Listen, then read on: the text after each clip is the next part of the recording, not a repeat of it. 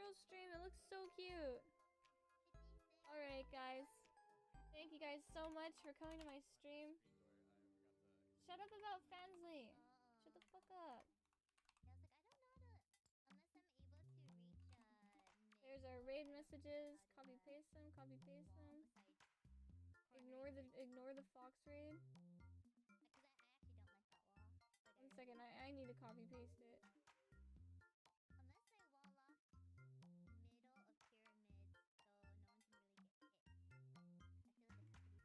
Okay, do I got it? Yeah, I got it. Okay. Alright, guys. Thanks so much for coming to my stream. I had a really fun time with everyone. It was really enjoyable to just like play games. Really fun. Mari Kururi. Mari Kururi. Alright, guys. I will see you guys soon. Real Frost, thank you so much.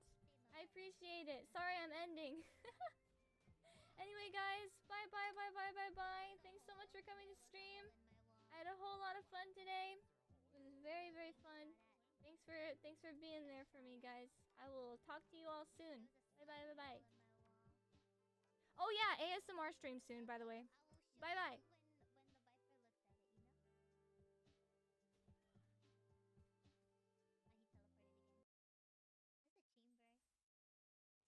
DashPass for Students gives you DoorDash with $0 delivery fees for just $4.99 a month. Perfect for when you didn't skip leg day. DashPass for Students. Oopsies. So worth it.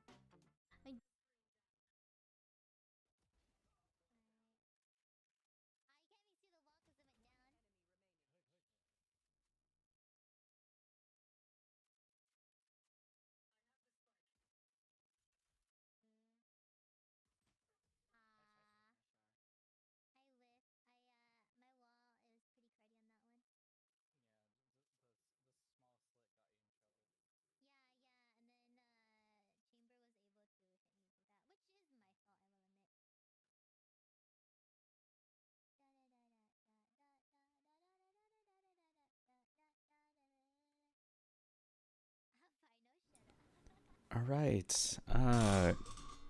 Sound working? Sound looks like it's working. Evening, everyone.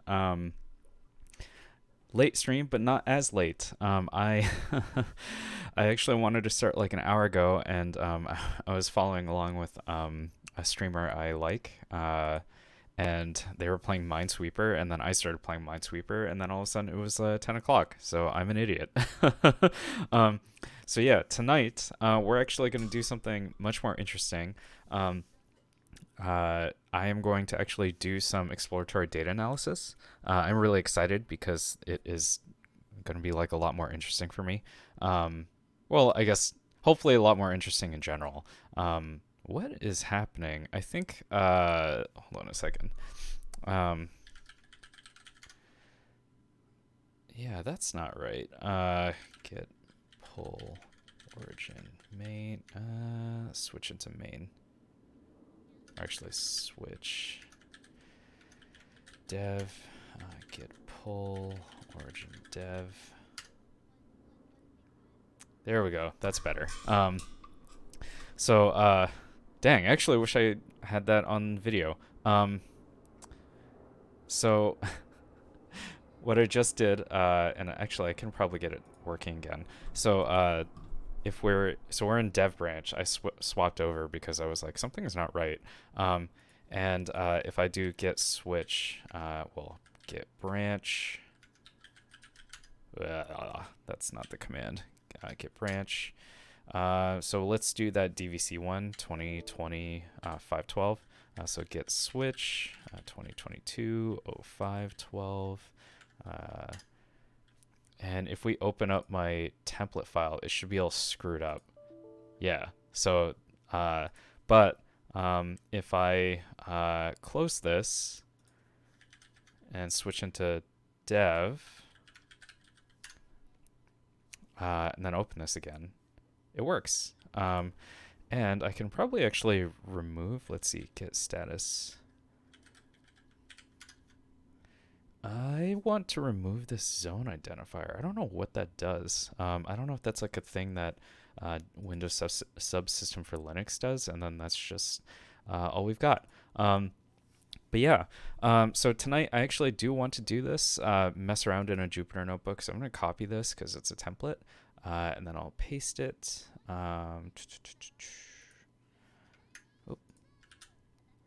And what we're going to do, we're going to call this, let's say 2022-05-19. And this is going to be the JSON source data EDA. Oh, I forgot music. Oh, I knew something was wrong. Pretzel. I was like, why is it so quiet? Why can I hear myself so well? Let's do some lo-fi. Yeah, okay. Hopefully that is coming through for you. And as usual, let me know if things are too loud or whatever. Yeah, so tonight, I guess it's also a treat because we're just going to chill out and do some Jupyter Notebook exploration. Basically, as you can, let's go back to just me actually. Yeah, actually, oh wow, okay, so also, like, people subbed, or not subbed, but followed when I was away, so that's really cool. Yeah, so as you can see on the desk, which is actually a little bit messier than I probably am comfortable showing you, and this isn't even that bad, I've definitely had a lot worse. Stuff I've got on my desk right now, well, you can't see the secondary keyboard, and you can't see my Dell XPS 13, but you can see that I've got my glass of water. Right before I hopped on, I basically like shoveled down some yogurt and some keto cereal because I needed extra protein today. And then we are going to do a little alcohol today. So this is what we are drinking today. So this is Basil Hayden's Kentucky Straight Bourbon Whiskey, which I got at Costco. So yes, not sponsored or anything. It's just I kind of felt like having a little bit, and that is the little bit. It's gonna be one finger's worth. So cheers.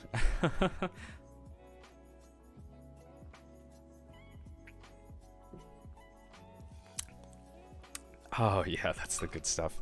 Okay, so things we're gonna do today. We are going to work through a Jupyter notebook, and we're just gonna try some shit. Basically, in this repo, in the you got to be kidding me! Is it not here? Static secrets. Okay, it's in secrets. It's not in data. So actually, let's fix this. We're gonna say data folder, and we're gonna move from secrets, which I guess is also fine that it's in there because that is normally where that kind of stuff goes anyway. Like things, the whole secrets folder is just ignored.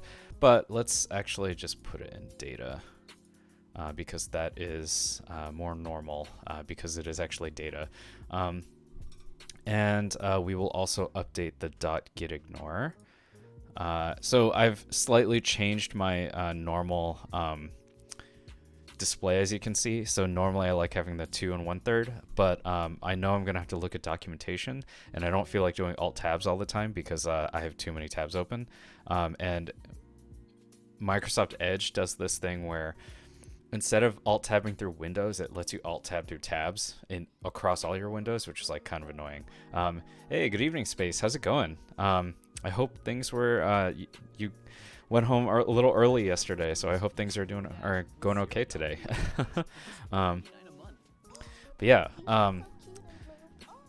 whoop. I have some streamers on in the background, and I think I hear them. Yeah, I hear their ads. Okay, let me close this down. Let's see.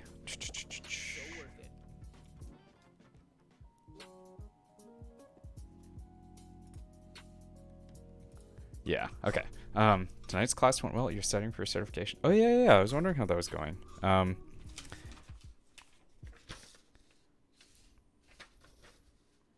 Those are all not streaming notes. Whoops. Oh no. Yeah. Oh right, because yesterday you said you were like showing you're showing something to the class, right? And I do forget what certification you're going for. Speaking of certifications, I saw these ads on YouTube for Grow with Google. So if you've never seen that,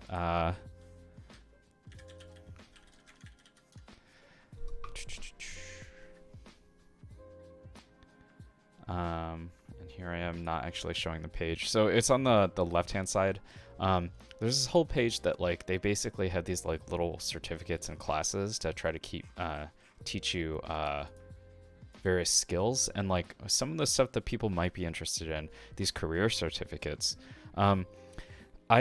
Thought that they had a data science one, and I was really excited because I was like, well, I heard it's free, and like if it's not too hard, I could just do it.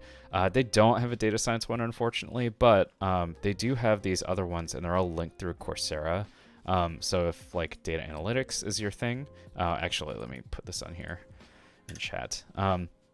If data analytics is your thing, they have a bunch of these like workshops and stuff, and that's weird. I'm pretty sure like when I looked at this earlier it was 66. You can like, they let you know like, oh, these are the things that you could possibly like, you practice these, you get a certificate at the end from Coursera, put it on your LinkedIn. And what's unique about this, apparently they just like once you pass, you go into their career search database.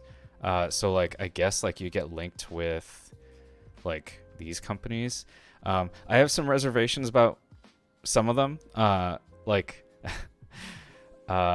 where was it? I did see, oh, Datadog. That's cool. That's a cute mascot. Yeah. So I would like, if you're new to this stuff or you want something that's like actually shiny certification, then like maybe this is worth it. I was actually going to send this to my friend because like some people get like Coursera Pro or something, and I think I'm going to guess that these Qualtrics, that's the company I don't like, so I don't like them. If you have Coursera Pro or something, see if these are free or included. Not free because you're paying that for that. But if these are included, like what the hell? Why not, right? And then like you can try to apply to a number of these companies, or just like maybe for some people, I hear.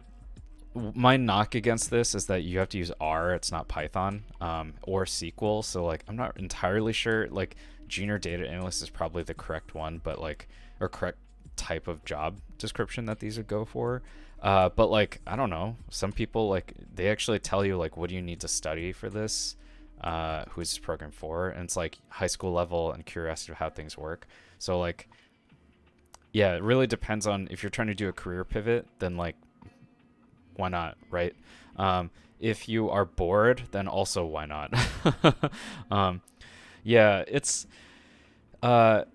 these companies, like I know some of these they're doing like all kinds of different things. So like it's hard to knock some of them. So SAP just went by. SAP like does have dominance for things. Qualtrics I'm not a huge fan of because we dealt with them I dealt with them when I was a federal employee, and I just like didn't like working with them. But like Bayer is probably fine. They actually, this is not meant as a brag. It's more like I keep forgetting to unsubscribe from their job alerts thing, but like they seem fairly forward in terms of data and analytics. So it's possible that you can find good projects there. Leidos is really interesting because they did the federal government, the CMS is IT, but they also do those like X-ray millimeter wave scanners at airports. So I'm not really sure what they're doing there. Macy's is probably fine. It's always weird like going into some of these companies and knowing that like maybe data is not exactly the number one focus there, but like it could be what's it called? Like a better work-life balance sort of environment. The other thing I was going to say, Walmart is on here, and Walmart is actually very, I had mentioned this last night. Walmart does have a aggressive hiring towards tech people. So if this is your like if you're doing a pivot and this is your foot in the door to get into tech, and you end up working at Walmart in their data analytics group, like that's probably actually like your best path in terms of like trying to get into tech. But yeah, Space, if you're trying to do military contract stuff, your path is somewhat interesting as well, because I know like some of it starts becoming what's it called, clearance related, and this was actually something I kind of talked, like maybe ranted a little bit about, or other people talked about at work. Like it gets to the point where the most important thing is trying to get that like background check passed, and like I was going for a top secret clearance for a different role, and it was like, okay, well, normally this takes like a year, so like if you don't have it, it's kind of difficult. The role I applied for was with Department of Labor, and they waived a bunch of stuff to get me hired and start before my background check passed. Yeah, yours took 10. That's insane. Like, they've apparently sped things up because of the pandemic. Like, the big revelation they had was like, oh, maybe we don't actually need to send a person to the address that they list. Maybe we can just call the people that they list as references. At least that's what my agent told me. But yeah, like, there's so many... I had seen data scientist roles on, like, USA Jobs and also at Raytheon, that basically the limit was like some extremely high level of security clearance, and then the actual like technical skills, like as related to code, were not very high. So like it is what it is. Like that's I don't know. But you know, like it does actually list out like these are the employers. I didn't really look at this too deeply, but you can kind of see like what's going on. So yeah, I put that in chat, and then I'll try to remember to put it into actually, why don't I?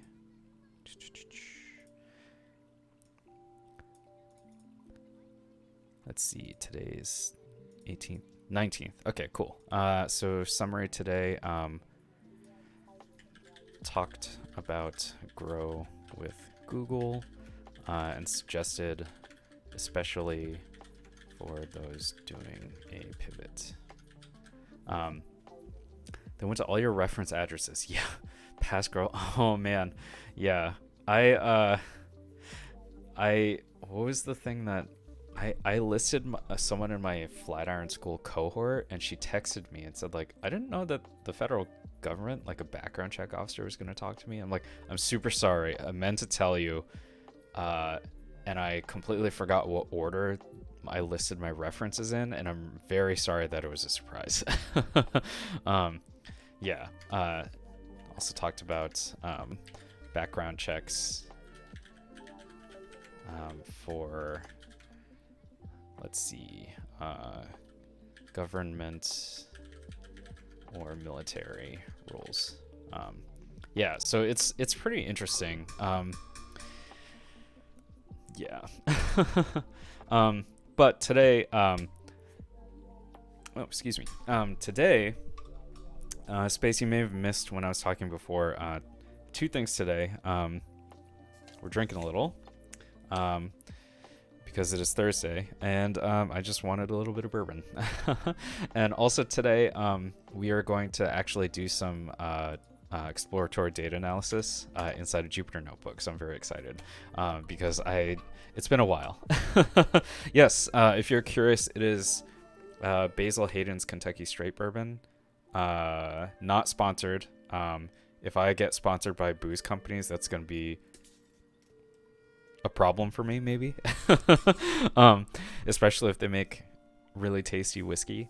But yeah, I just wanted it. I got that at Costco. So yeah, maybe one day we will do a tour of my admittedly not particularly good bar, but you know, I've got basically the nicest things I can afford from Costco at a reasonable price.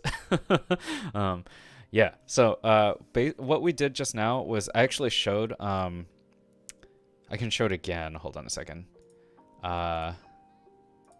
I had this template file open, and I don't know if you remember, but it was like really messed up when I was on a previous branch. You caught, yeah. My Costco. I mean, this is like always a shock to me. My Costco sells like over $10,000 per bottle booze, and I was just like, who is buying this? Yeah, it's kind of crazy. There's one time actually during Christmas they were selling Iberico ham like still on the leg, and it was like, well, this is the price per pound, and I looked at it and I was like, okay, one, that's expensive per pound. Two, that leg is $1,500. And it was just sitting there, and I was like, okay, well, I guess they're not really worried about someone trying to steal like a 30-pound Iberico ham leg. But yeah, it was crazy. And like I had mentioned this somewhere else, but Costco does a lot of market analysis. So frankly, I think it'd be kind of interesting to do marketing or data at Costco, but I don't know if they're hiring for stuff. But they try to scale based off of the local clientele. So my local Costco actually opened in 2017, and I have a suspicion that they found out that people would go there for slightly better parking than actually better parking than most Costco's in this area, and it's like a slightly, I guess, a population's willing to spend money on alcohol. So they tried like stocking a bunch of expensive booze, and they just kept a bunch of it. So like Dom Perignon's normally in stock there. There are a few like collectible kind of bottles that are like aimed towards Asians. They're like dragon and year of whatever zodiac or whatever. And they're like really expensive. And also like several kinds of, what's it called? Like cognac, which I didn't learn until like only a couple years ago. Apparently cognac is like very popular among Asian people as well. And I was like, okay, cool. And then I was like, I've never had it. And then I bought a bottle and I was like, oh, this shit's real good. Yeah. Yeah, well, I probably won't apply to them, but I would suggest other people who are interested in data, especially as applied to retail, to apply. The reason why I won't apply is because I'm going to start at Niantic June 1st. So, like, I'm not exactly willing to jump back into the interview process to start the whole thing over again, especially when the Niantic offer does so far seem to be good. So I don't want to, pull the rug out from under myself. They actually emailed me yesterday and said like, hey, FYI, your first 2 days, you're going to be in San Francisco at our headquarters. And I was like, okay, cool. And they're like, yeah, we just do this for every new hire. Keep track of your receipts. We cover all your meals and transportation. But other than that, like, yeah, we can't wait to see you. And I was like, sweet, sweet, sweet, sweet. I'm excited. But yeah, so I've been off since I was wondering, like, I might dress nicer. Like, I don't think I'm going to wear this hiking shirt, although frankly it might be a little appropriate because Niantic wants people to go outside. But like, I don't know, I'll probably wear like a button up or something. I don't know if like San Francisco culture is like totally cool with the whole showing up with a suit on the first day, but like I think I would. I don't know. People knock that like, oh, why are you so dressed up? Like, we don't have to dress nice. And it's like, well, I don't know. I'd like to show up at work at least like with a button-up shirt, I guess. Yeah. So, oh, hey, Cozient, nice to see you again. Yes, I play Pokemon Go too much, and now I'm gonna work at Niantic, so I'm excited. I am going to work on a project that I cannot talk about, but I do know I'm not working on Pokemon Go, which is good, and maybe that mystery is part of the excitement for me. I am not working on the brand new announced project, which is going to be very cool. And I say this not as a future Niantic employee. I say this as a game person, because it sounds very cool. It sounds like they're making essentially augmented reality Tamagotchi. And I was like, oh, wow. And it's on their blog. I think it's called Peridot. and it's like new IP. It's like a spin-off of Pokemon, but it doesn't have any of the same like monster designs. So I don't know. I think it looks really cool. Yeah, actually, good call, Space. I should just email my manager and just be like, for my first day, what should I be dressed as?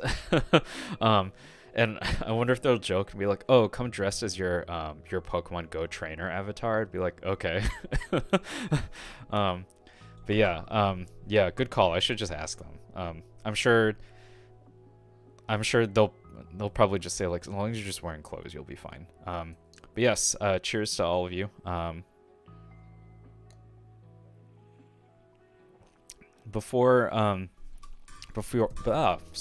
y'all started talking, I was gonna say that I found this like weird thing where I guess I didn't pull my repo from remote, so I can actually demonstrate what happens when you swap Git branches and things aren't like really fully committed in terms of the changes. So if we switch back to the old branch, which had, you can see in the middle, holy crap, Chrono, have the right screen on. You can see in the middle, this is the template notebook as it is now, as it is working. If I swap back into a previous branch where it was a problem, and then try to open it again, it has this like unable to open and all that kind of stuff. If I close this again and then git switch back into, let's see, we're in dev, and then open it, and it works now. So like there is like the other branch 2022-05-12 that has to be pulled forward, but I was working on a feature that I haven't fully incorporated yet. So we're in dev right now, which is essentially like soft master or soft main. So I'm going to switch into a new branch based off of dev, and it'll be -c. Oh, -c 2022-05-19 normal naming convention AWC, and then we'll do JSON EDA, because that's what we're gonna do today. So I made a new notebook, and it's going to be exploratory. The title is going to be, we're using that template I copied over into a new file. Let's actually close so I don't accidentally write into the other one. Exploratory data analysis of Epicurious scrape. Epicurious scrape in a JSON file. Let's leave that. That should be deleted. Purpose. Work through some exploratory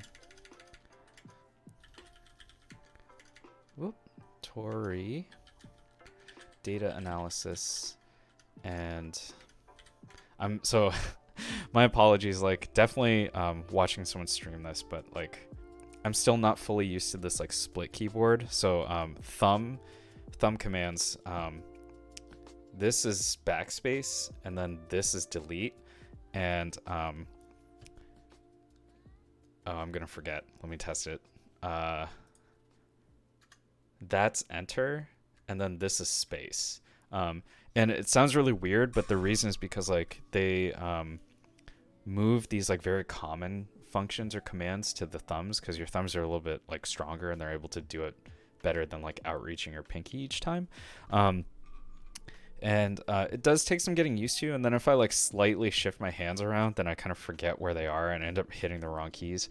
So like if you see like typos where I just like keep accidentally like deleting or adding the same thing over and over again, that's probably why. So work through some exploratory data analysis of the Epicurious scrape on stream. Try to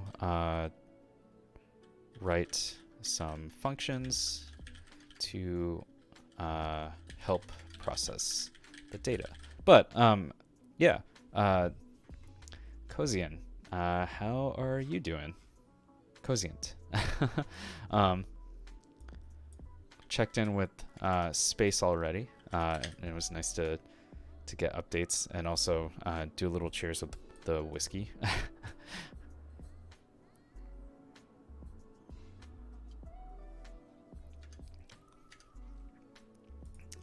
We don't need this command here, so we can actually control slash that to do our commentary. For code, let's leave regex checker in there, but I know I'm going to need scikit-learn. And specifically how they handle natural language processing. One of the things, if I get to it, hopefully we don't get too late, but I think it'd be really nice to try to do latent Dirichlet allocation. Oh, you're ready to sleep. That's awesome. Well, I hope I talk you to bed. Let's see. You're in space. You're drinking a focus energy drink. Oh man. Okay. Totally different energy wavelengths, but I appreciate it. Hopefully it's not. Hopefully it doesn't keep you up too late. You know. Let's see. If we look in the user guide, we should be able to find.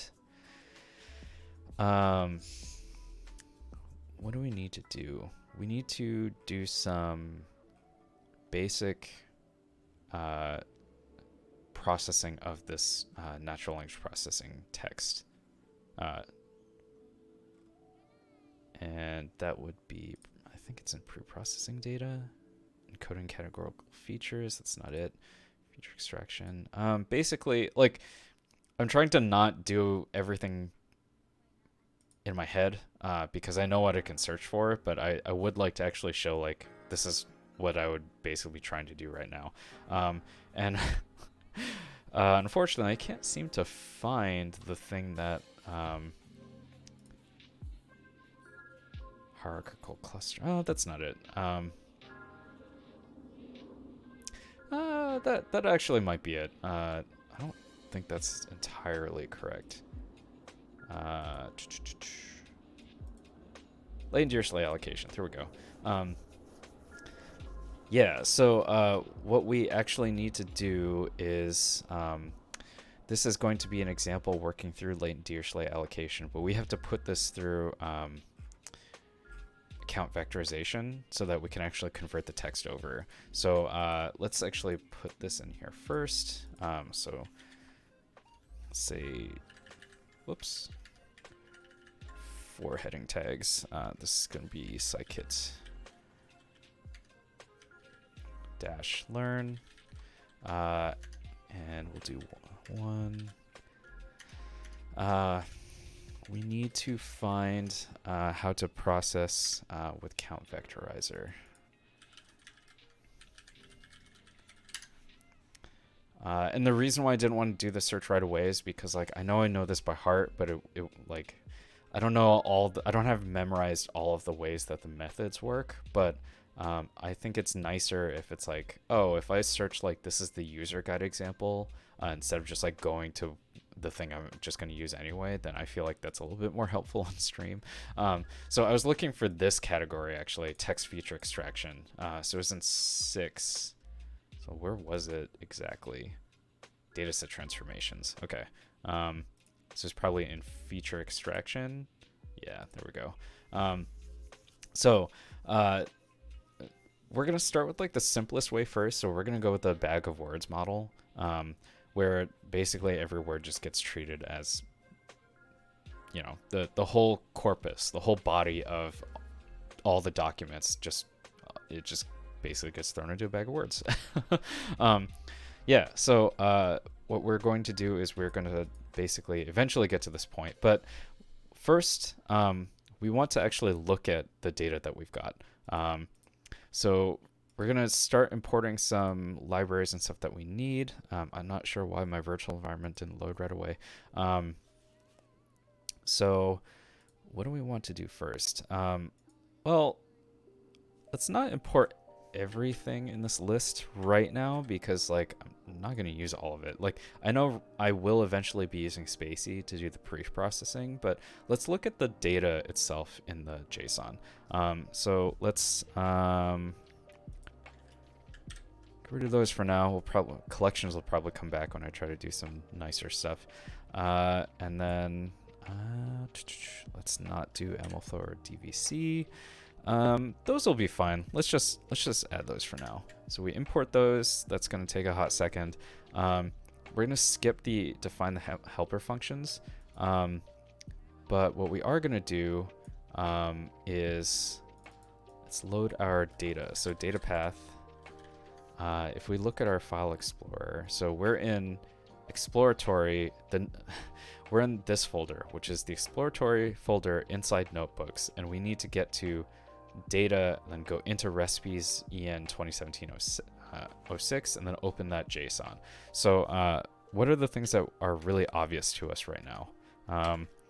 We know that the final thing is this Epicurious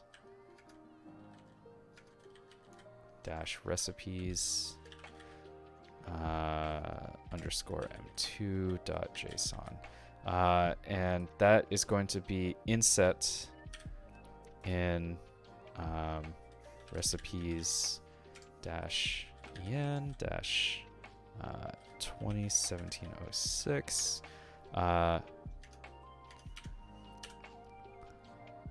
And that is inset into data. And to get to data,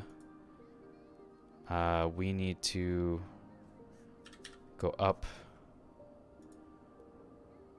from notebooks. So we go into notebooks, into exploratory. So we need to go up 2 levels, just because of how I've laid out this this repo. Is that the right way to do things in terms of like the overall layout? It's debatable, but like it makes sense to me. So I'm just gonna leave it as it is. So we have our data path. We'll shift enter that. And let's see. Importing and viewing the data as a data frame. So let's add a code cell. And we'll do, let's see, epic data. How about that? Epic data frame equals pd dot, we need the pandas documentation. And we need to open a JSON file. So I believe it's just read JSON.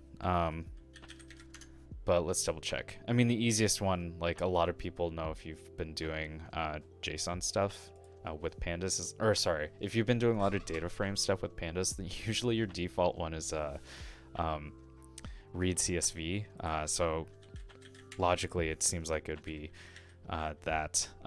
And there's like nice tab completion in here, but I don't know. I kind of like having the documentation available on the side because like it's handy to have like these pop-ups and stuff, and you can shift tab usually if you're inside the well, you could in yeah, there we go. If you hover over, you can get this stuff, but I find this is harder to read than the actual web page. So like, yeah, technically you could probably be less distracted by doing this, but like I had to hover over this, and now that I move the mouse, it's like not fully staying on, and like versus just I just have, you know, the documentation right there. So that's how I would do it. But obviously, like if you like it in a different way, there's no problem. Yeah. Okay. So our path is going to be let's actually fully specify all the variables because it looks a little bit nicer. Orient. What happens if we actually open this JSON as it is? Because VS Code has a JSON reader. It's too big. Okay, so let's ignore that. Close it down, and probably also not helped by the fact that I'm only using a third of the window for it. But let's look at epic data frame dot head and see what happens. Let's actually split this cell so that we don't have to keep doing read JSON over and over again. Okay, so what's the problem?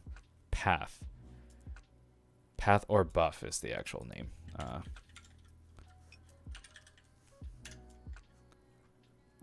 And what does it give us? Okay, cool. So now that we have this open, you know what? Actually, let's. I got another idea. let's move this stuff around because this is probably more useful, and the documentation, with the documentation, that's more useful than having terminal open, right? Because like I'm not really doing anything with terminal. It's just like sitting there like literally looking pretty. So now that we have the data frame open, what do we have? We've got our columns, an index here. We've got this column deck, which looks like it is the description. Head, which kind of looks like it's just the title. Publication date for the data. An author, which looks like it is a nested structure. So inside the author column, each record has an array. And inside that array is a dictionary. That might turn into a bit of a mess, I think. You're comfortable throwing the documents over to a mod. They're actually for me, because like I'm not gonna remember all of the exact like syntax for these things. So it's just in case I need to look at it, then like I can have it there ready to go. Because like, yeah, before y'all started talking, I was commenting that like I really like Visual Studio I really like Microsoft Edge, which I know will get me a lot of like flack or whatever, but it is, it's Microsoft's fork of Chromium now. It's not its own thing.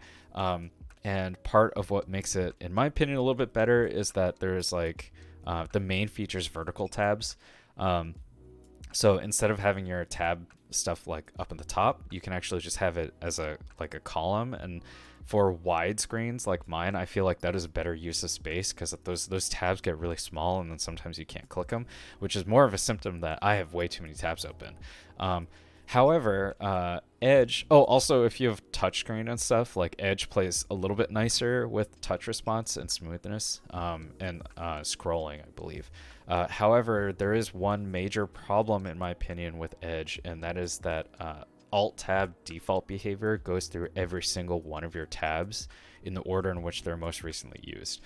It does not do window by window. So like, yeah, like I love the vertical tabs, but I really don't like the way it does Alt-Tab because like sometimes like things just kind of take over, and then like I won't even realize that like that is the thing that's being Alt-Tabbed in.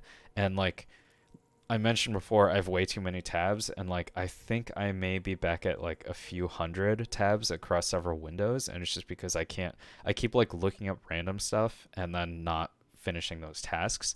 And I would feel very bad if it was like, hey, we're gonna like alt tab through like all of these little tiny windows when like we don't need to do that. We don't need to look at how I'm trying to modify my SUV to drive off-road a little bit better. Yeah, by the way, I am trying to modify my SUV to be like a very light off-road camping vehicle. And it's been pretty exciting, I think. Like I camped in it when I was on my road trip, and I was like, yeah, I definitely want to do more. My goal is to like in Death Valley, you can drive this is tangential, but in Death Valley you can drive this like long road to the racetrack, which is where the like magic rocks are, where nobody has ever seen them move, but they make those like trails and stuff behind them. I think in 2014, some researchers figured out what is actually causing the movement to happen.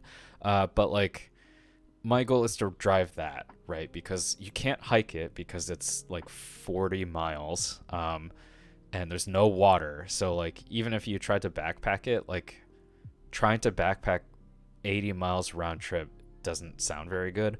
And it's like, the park calls it challenging off-road stuff. I bought a off-road like guide. Yes, the Magic Moving Rocks. Yeah. I really want to see that. I bought an off-roading guide, and like that road is apparently considered like moderate. It's not actually very challenging because like the Rubicon is in California. So they're like, yeah, the Rubicon is extremely hard, but this one's like doable. You just don't be an idiot. So yeah. Yeah, that exactly why I would want to drive. I don't even know if it's 80 round trip. It might be 40 round trip, but like it's way too long. Like no person should be walking that in a place where there's no water and no shade. And also like the park even tells you only go in the winter, because if you try to go even in like April or something, that's basically not the season for that. So if the rocks there are known to be sharp and like pop tires. So if you end up stranded, there's no signal. If you don't have water, you may be in trouble. And in the off season, no one is crazy enough to drive out there because like I think I went to Death Valley last June, like June 1st, and it already hit 120. So like most of the park was closed. So like if you try to drive there and your tires pop and no one's coming out to help you and you don't have water, like you're basically just dead. Just because that area also gets like crazy hot. Yeah, so like I really want to drive that, but that might be for next winter. Okay. Anyway, back to this. Yeah, actually, related to the sharp rocks, some person with a Tesla Model X was saying that like the road's not a big deal because they like drove their Model X on it. And most of the off-road community was like, you're very lucky and extremely stupid because like Wranglers with off-road tires have been known to just pop tires.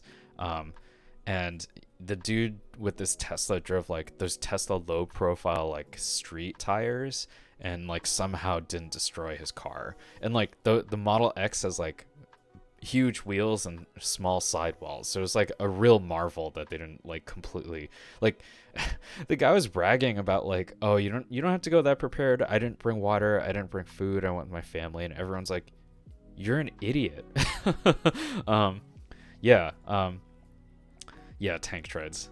There are a few like overlanding and off-roading like parties, I guess, where people just meet and they just drive like the Rubicon or somewhere in New Hampshire. Those kind of sound fun, but that's like, I don't know if I want to be surrounded by Wranglers for like a whole weekend. Actually, that does sound fun. I won't say that sounds fun. But like they do stuff that like even my car, like with modifications, so, like it would never be able to do that. Let's say data folder, and we'll leave that. And this is my .gitignore, and hopefully it'll like actually remember to ignore that static file. Okay, so what do we see here? We've got columns. Filler tires on silicone narrow pockets. Nice. I wonder how heavy they would get. We've got an ID column. Let's see. We've got an index column. ID, which is a string. Deck, which appears to be description of the recipe. Head, which appears to be title. Pub date, which is publication, appears to be a publication date.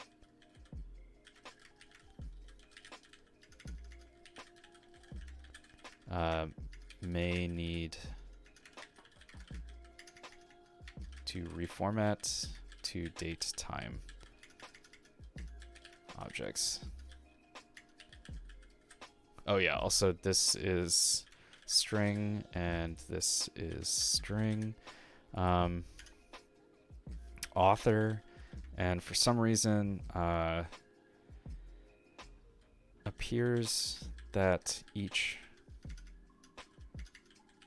record contains an array or a list. Inside each list is a dictionary with name as the key and author name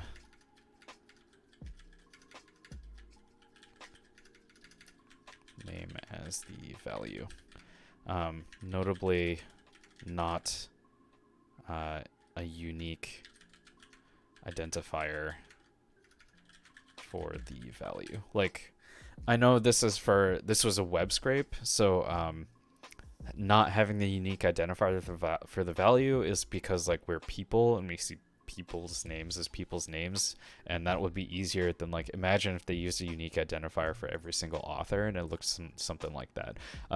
That may be how it would be in like a SQL database, and you could map the two, which is frankly probably what I would do, because like you want to make sure that you can establish like unique linkages wherever you can. It just makes things easier. But we can't do that. So hopefully most of the authors are fairly unique, but this column, this author column, is going to be a problem, because like all of these like super nested structures are going to have to be unpacked if we actually use it. Let's see. So type.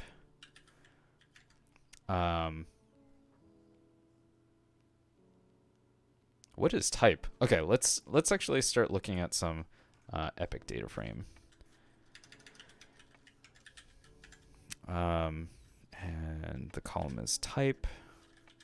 Like, what else could that be, right? Value counts. And this is just a function that gives you just like, well, what are the things inside this column? I think you can actually do the whole data frame. I don't think that's a great idea. I may just need a pandas, like a NumPy series. Yeah. Okay, so this is I think this needs a series and not a data frame. Unhashable type list. Interesting. Oh, I know why. If you do this, I think it's actually trying to get what it actually returns, I think, is the a list containing all the column names, which is not helpful. And I think value counts is actually a NumPy function, because I think it is asking for a series, like a NumPy series, and that's why like you're supposed to do something like this, where like you just extract the individual column and you call it. So like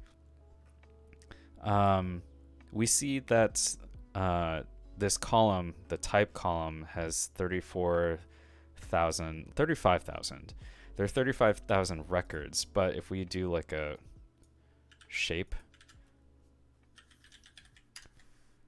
there are exactly that many. So this column, this type column, is totally useless because like it's just telling us that everything we've got is a recipe, which makes sense. This is supposed to have all scraped recipes.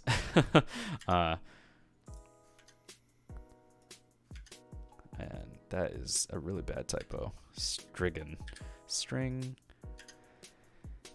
Let's see.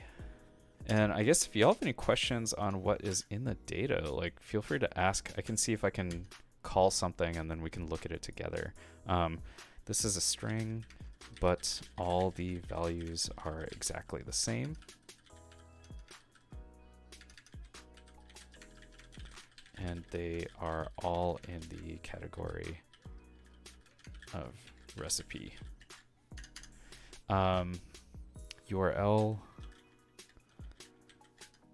So I don't know if this is like the right way to do things, but I'm kind of like trying to work through how I'm approaching this whole data set. Like I'm trying to figure out what is actually in this data. So before I start like jumping in and throwing things into a model, I want to actually understand like what am I looking at and what can I extract from this later. So I know based off of these like nested structures, I may actually call individual rows and just try to understand what's happening inside. Like this photo data column and also this like tag column, since these are listed and we're hitting a character limit for each one, I'm kind of like, okay, what is in here? I'm a little troubled that this tag column, it looks like it's nested as a dictionary. So like I don't know how big these dictionaries can get and or how consistent, right? So like if all the records have different lengths in terms of like maybe some recipes forget to include the cuisine, right? Like that's kind of maybe not helpful. So I may need to write like a helper function to like unpack this tag category and maybe also this photo data column and unpack it so that like I can actually turn them into columns inside the data frame. and that way reference them more directly, because like otherwise like I'd have to like call this column, and then whenever I think if I call this column and then trying to get the nested structures, I'd have to like write functions that basically need to get vectorized, I think, to actually access these things individually, and that's not good. That would just take a lot longer than things really need to. So because of that, let's see. Let me actually write in here, because the data is technically nested, may need to extract and transform,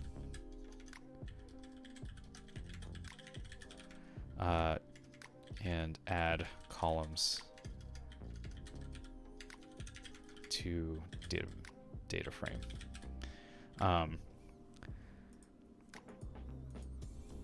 So let's say for type, we can just drop the column. For URL, that is a long string. Appears to be a long string leading to where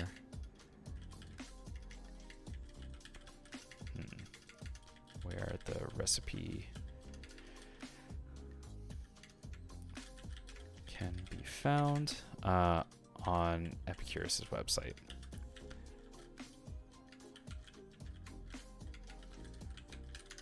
Okay, what's the next one? Photo data. Nested structure inside each record. And each record here, record means a row, for at least in my vocabulary. It's a dictionary. Inside each record is a dictionary, which we'll have to specify out after.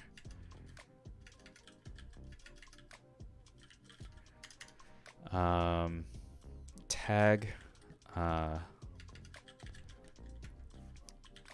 appears to, it's just a dictionary. Right, yeah, okay. Have nested structure. That's not really dictionary. That's not really a nested structure. Each record contains a dictionary.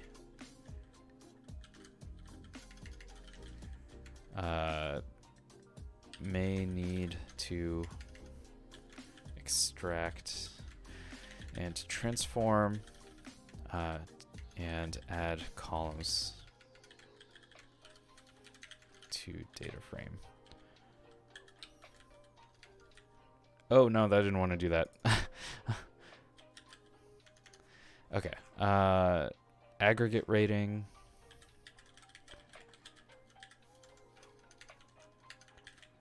Float. Oh man, I still spelled it wrong. Float. It's probably out of 5. Let's do a quick check. Oh,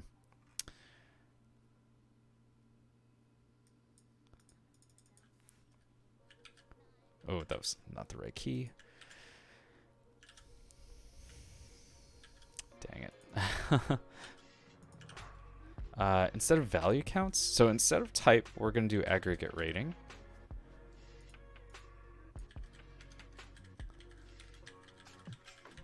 And instead of value counts, since this should be a float, pandas might have, actually, let's find out. Oh no, that's not what I wanted. Okay, so we have this, I think we just want to do describe. It might be .info. Okay, so describe will only handle the numeric columns. So aggregate rating is numerical. All of these are the right shape.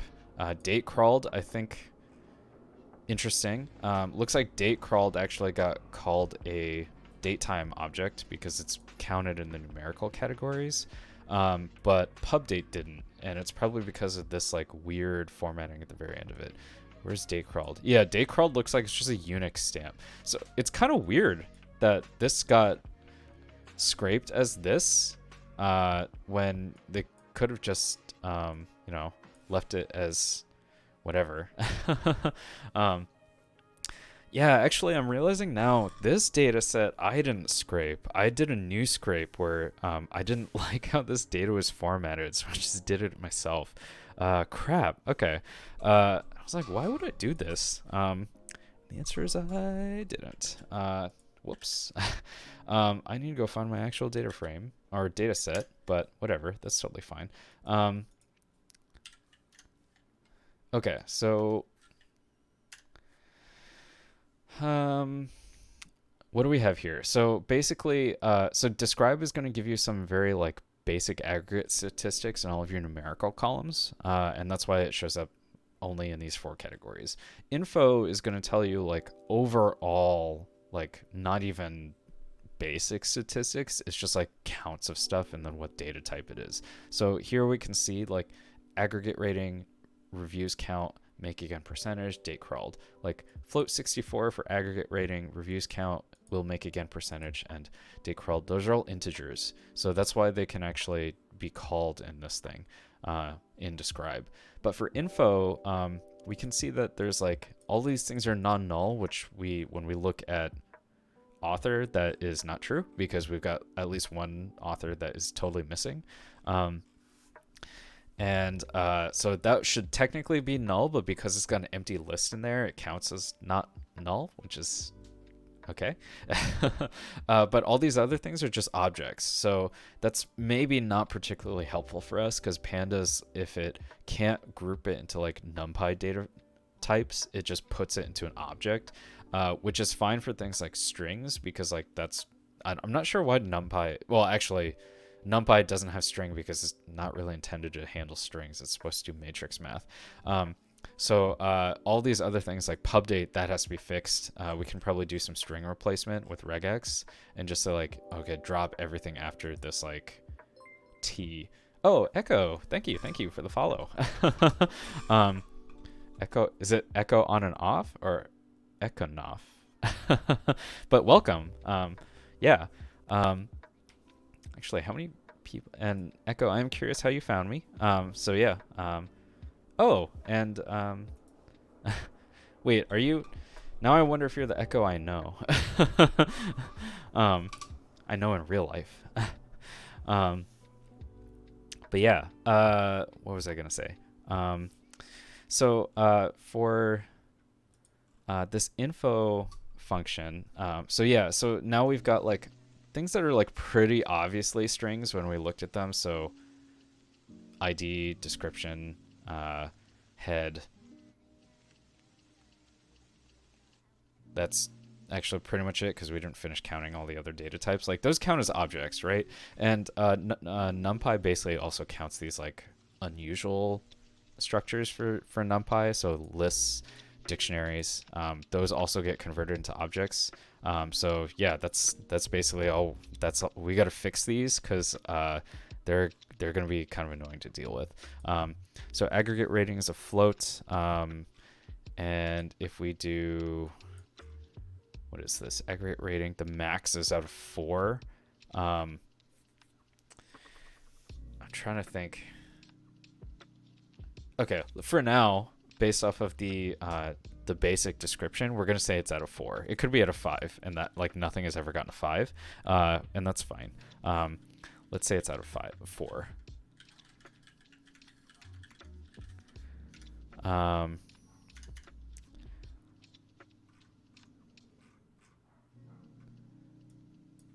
Ingredients is going to be a list, and that kind of actually.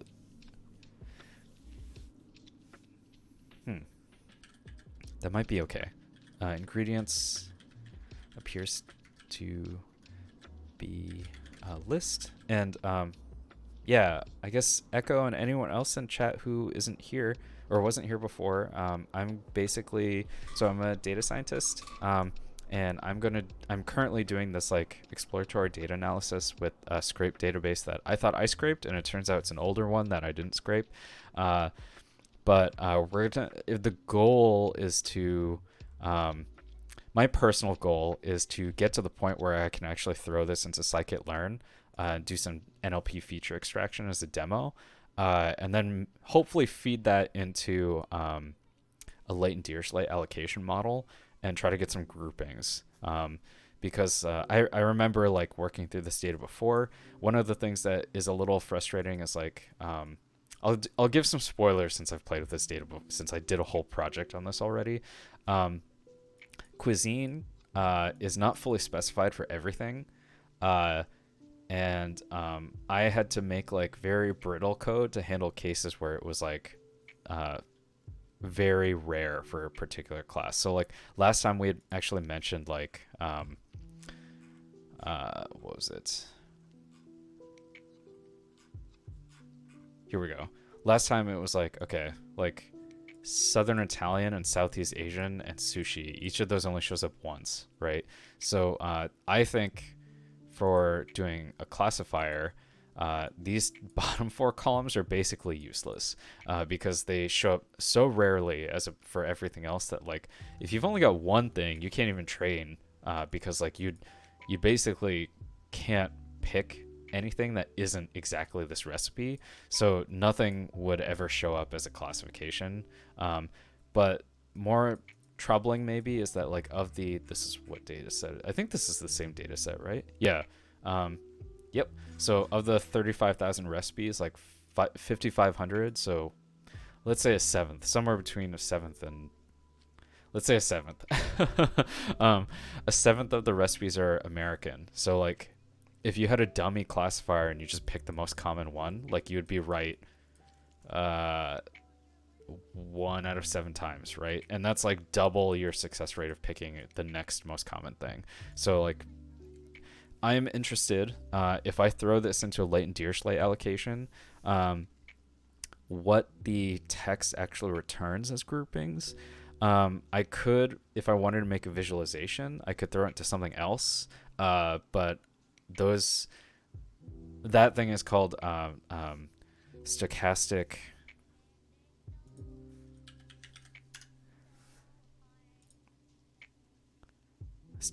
neighbor embedding. So this is really cool if you want to make visualizations, but it turns out these are non-deterministic. So every time you run it, if you don't set a random seed, this changes every time. And like it's really only good for visualizations. So yeah, maybe later on I can do one and just like make a pretty plot. Maybe that's a way to actually take advantage of Quarto. We'll see. But the first steps are basically we're looking at this data and we want to make a little sense of it and figure out how we're going to clean it to be a little bit better. Because like if people have never done data science, the kind of unfortunate thing is like, yeah, like we talk a lot about the models and the overall projects and stuff, but we spend like a crap ton of time cleaning data. And like that is really like where some of the annoyance is, and like trying to mix subject matter experts to help us understand the data better. We're for this project a little bit lucky because the subject matter expert, relatively speaking, is me, because I really like food. So like these are things that like I'm pretty familiar with already. But obviously like in the repo that's online, like I'm totally willing to get comments and suggestions and stuff, or from chat now, in terms of like what should we do to handle some of the text. We can go into pair programming mode and you can be navigator and I can be driver. So let's see, ingredients, they appear to be in a list, but it does have like a list of strings.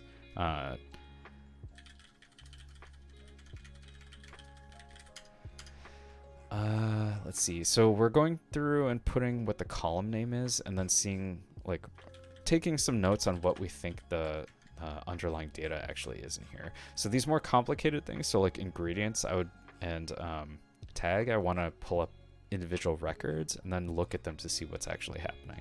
Prep steps looks basically the same as ingredients. It could be that like I'm being misled here. Like I see this because of the square bracket and I think Python list.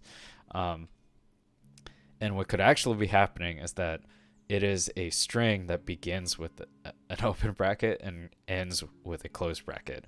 And that would mean that I have to do extra work, basically making something that would look for every single comma, hope that the commas actually are individual ingredients, and then basically reformat it so it's like, oh, here's your new list of strings, and work with that. But we'll see. After prep steps, we've got reviews count.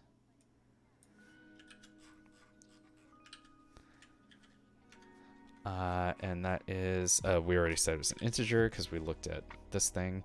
And make again, let's actually just copy this over. This is also an integer, which is, I guess it's rounded because like, I would think that percentages are actually floats, but whatever. Date crawled appears to be a Unix stamp. Okay, so we've written all this out. Let's actually look at, just grab the first one. So epic data frame.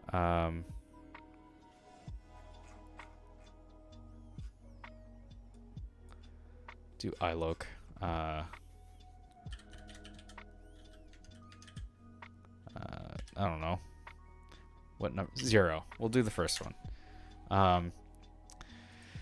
So iloc is a,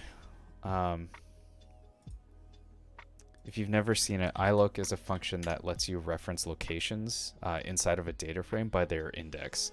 So iloc 0 works here because the index is actually from 0 to 34,755. But if this index were something else, like if I relabeled it to, let's say all I do is change it to be 1, right? Like it starts at 1 and goes to, starts with 1. If we started at 1 and then redid it, then like iloc 0 would not work. But you can, if you don't want to use the index, you can actually use like loc, which is a relative referencing. So instead of going to the index, which like a handy thing with the index is like if you actually have unique identifier strings, like kind of like this ID, like yeah, no thank you, no problem, Space. Yeah, thank you for the bits. Really appreciate it. And I hope you sleep well. Yeah, also like Space, like feel free to whisper me about like how your certifications and stuff are going, because I'm really curious.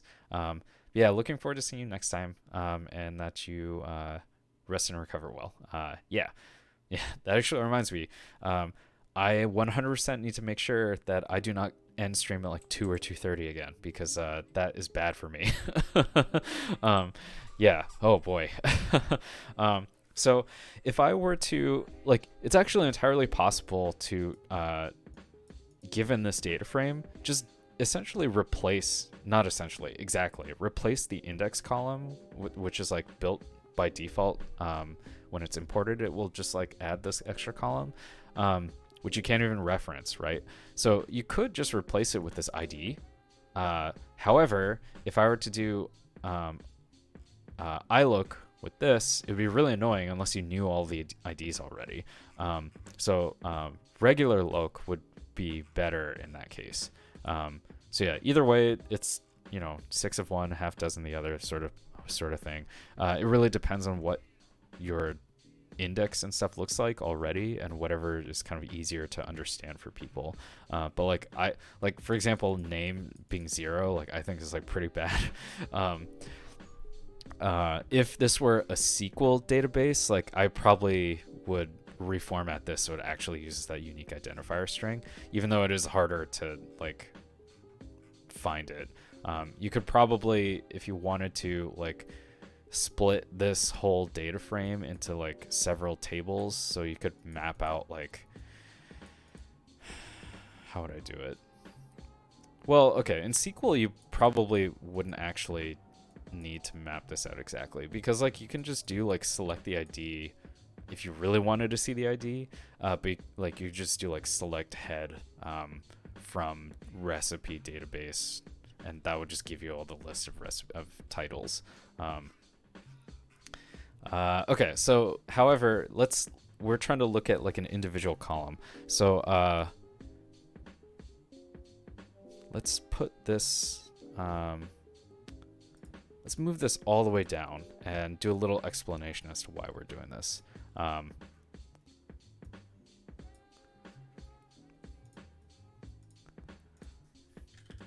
Let's take a look at the possibly problematic columns and see if the data structures make sense, or how we can approach transforming them. Transforming them into new columns for the data set. Let's see, what else? Let's take maybe a quick stretch break because we've been sitting for like an hour. Yeah, actually, let's do that. All right, let's change scenes. I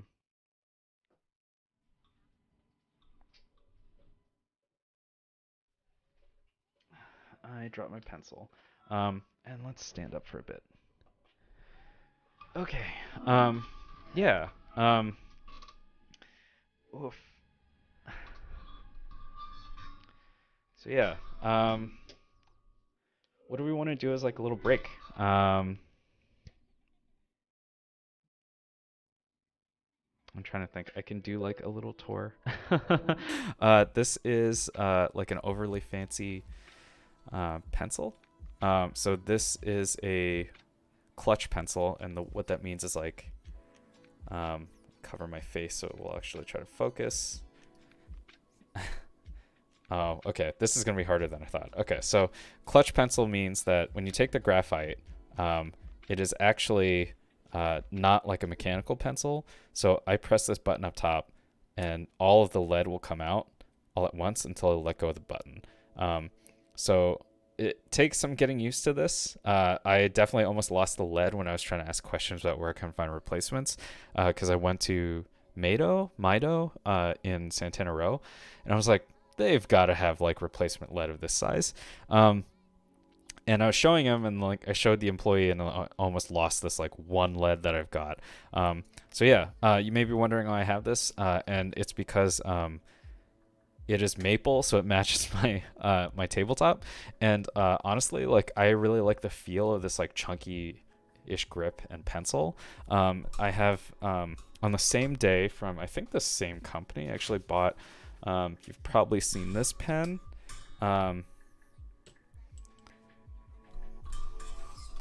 This is Kaweco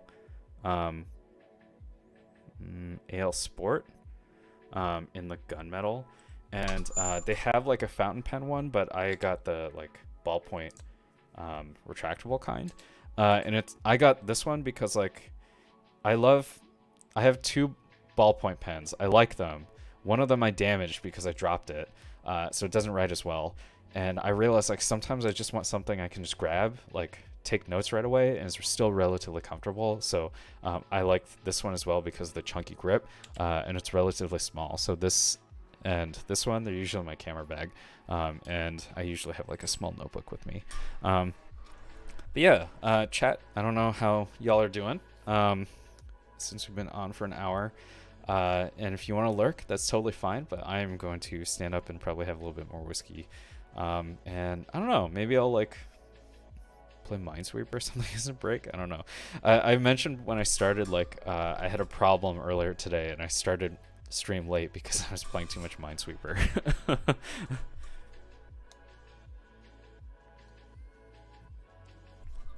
I don't know, sometimes you just want to do something simple. And it was because I was watching streamers they're like trying to chill, so they just started playing Minesweeper. Yeah, let's see. Where is Oh, screw it. Let's play some Minesweeper. Okay.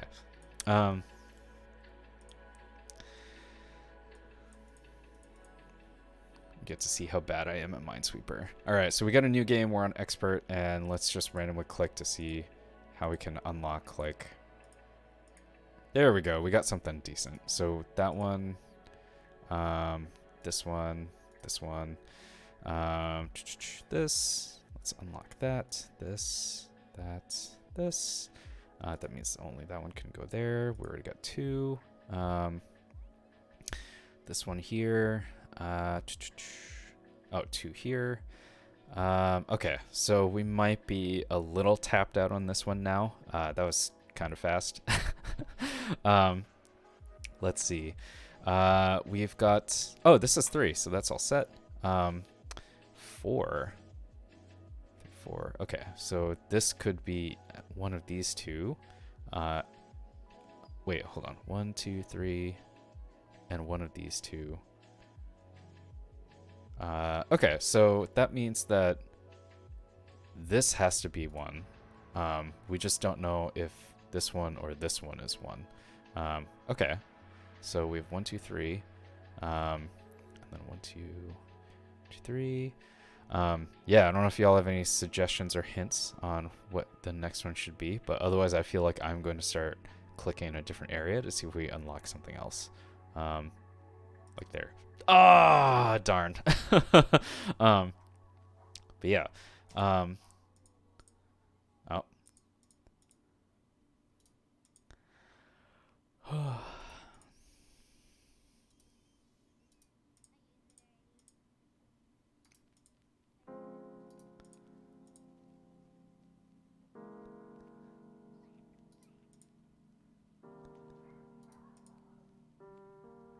I don't know if you hear that. I hear dogs barking.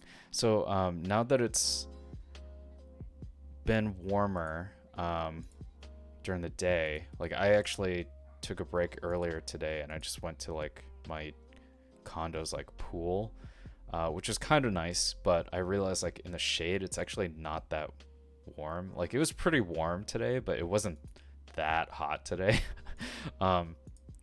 And I opened the windows once the sun went down because I was like, oh, it's actually like pretty chilly now. So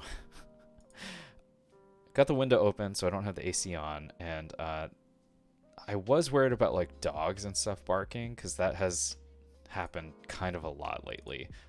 Or like some jerk face has been driving around at like 2 or 3 a.m. and just like racing, and I don't really get it. That's right, there's already a mine there. Oh.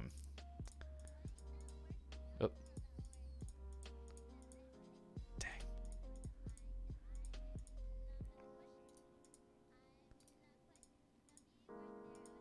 So yeah, I don't know what other stuff y'all were up to today. Kind of curious to hear.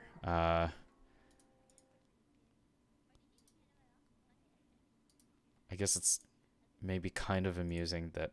Oh, come on. That was my fault. I guess it's kind of amusing. I have this like crazy nice computer, and then in my off time I play Minesweeper. Actually, I should add like a... Let me add that to stream notes. Add like a timers thing to denote that I'm on a break.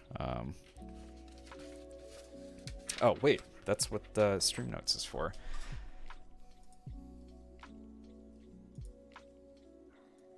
All right, so to do. Oh, I didn't do these things yet. Okay. Add timer to OBS, Twitch. I'm still pretty obviously new at doing this whole streaming thing. To show that I'm taking a break. And also I should also stretch instead of just standing and saying I'm going to stretch. Oops.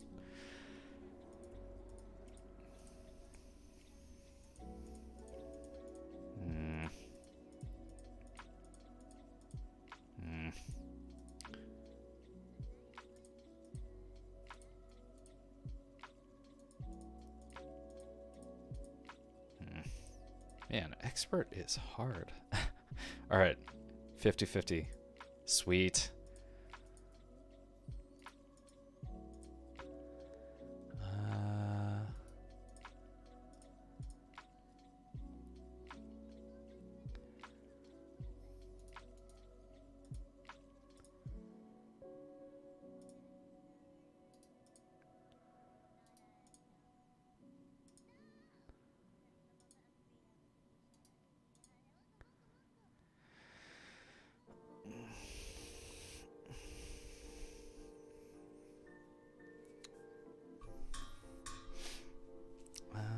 One, two, three.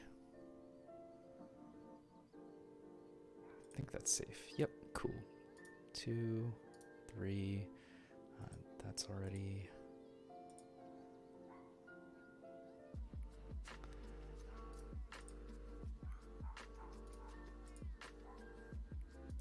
I don't know how many other people find it kind of relaxing to play Minesweeper.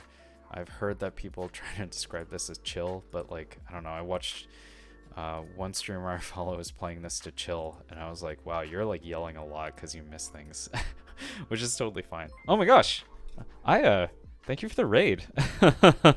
I'm taking a break right now.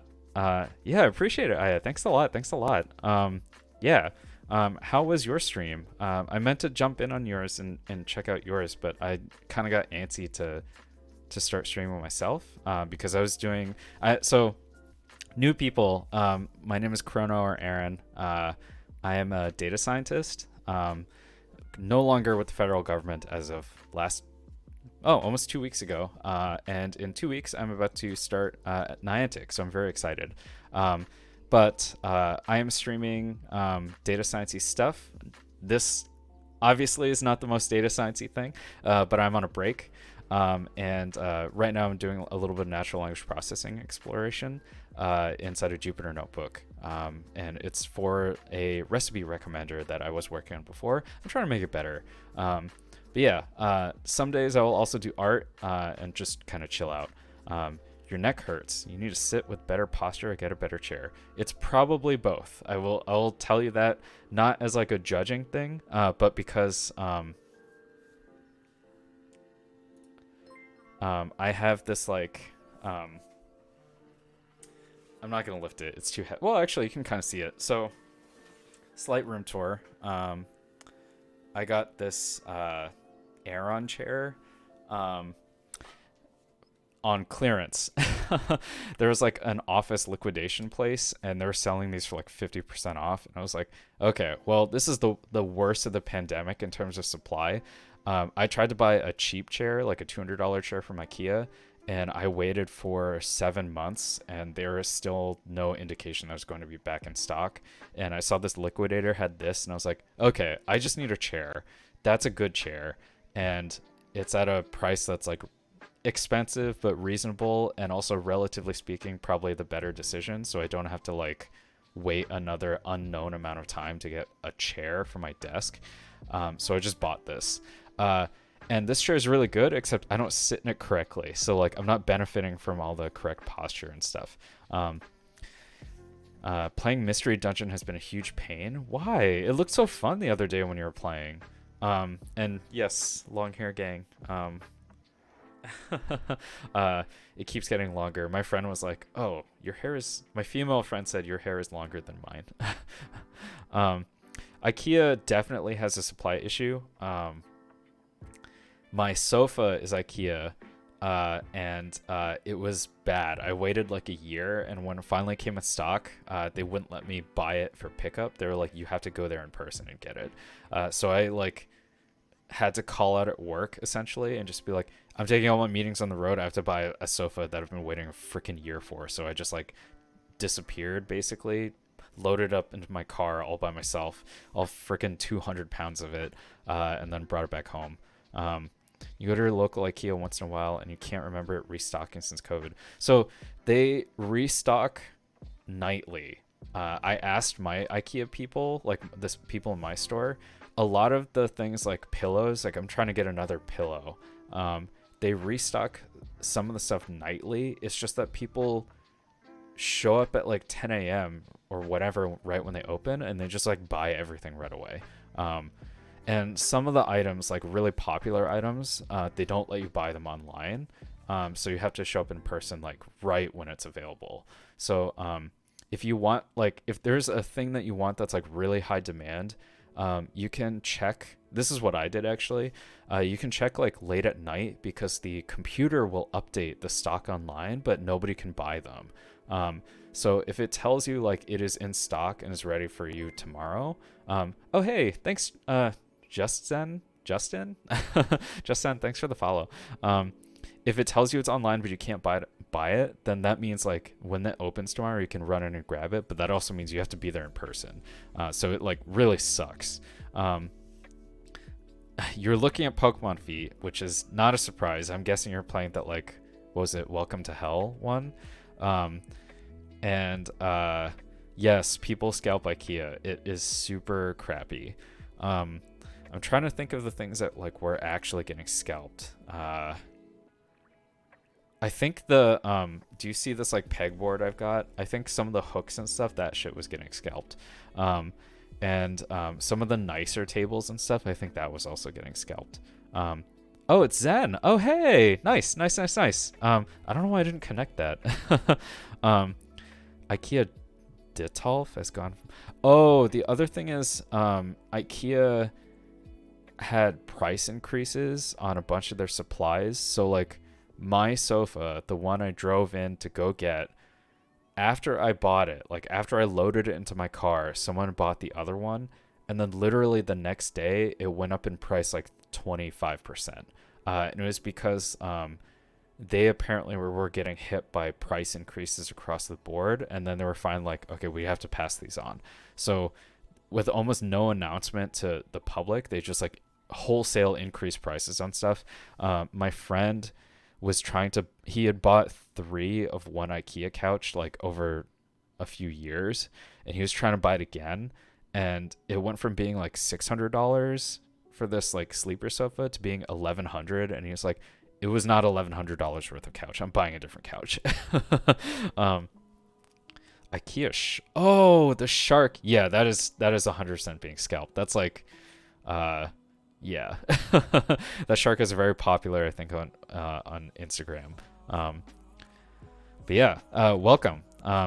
Actually, that's probably maybe long enough of a break. I mean, I can keep playing Minesweeper, but then I feel really bad. I mean, maybe I'll just do a couple more. I guess this is how Minesweeper goes, right? Like you just get on a heater and then you're like, no, I gotta do more. I can do it.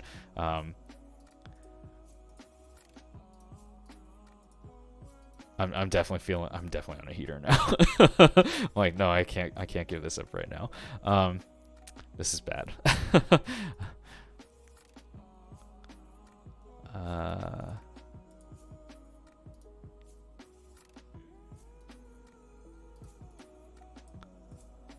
5. Oh, that's easy.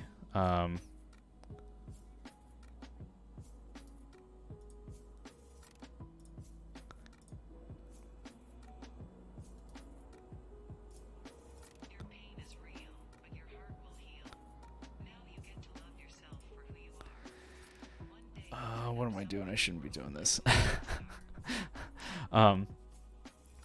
You gotta go to sleep. It's 1:30. Yeah, go to sleep. Go get that rest. Thank you for coming in. And yes, it is alcohol.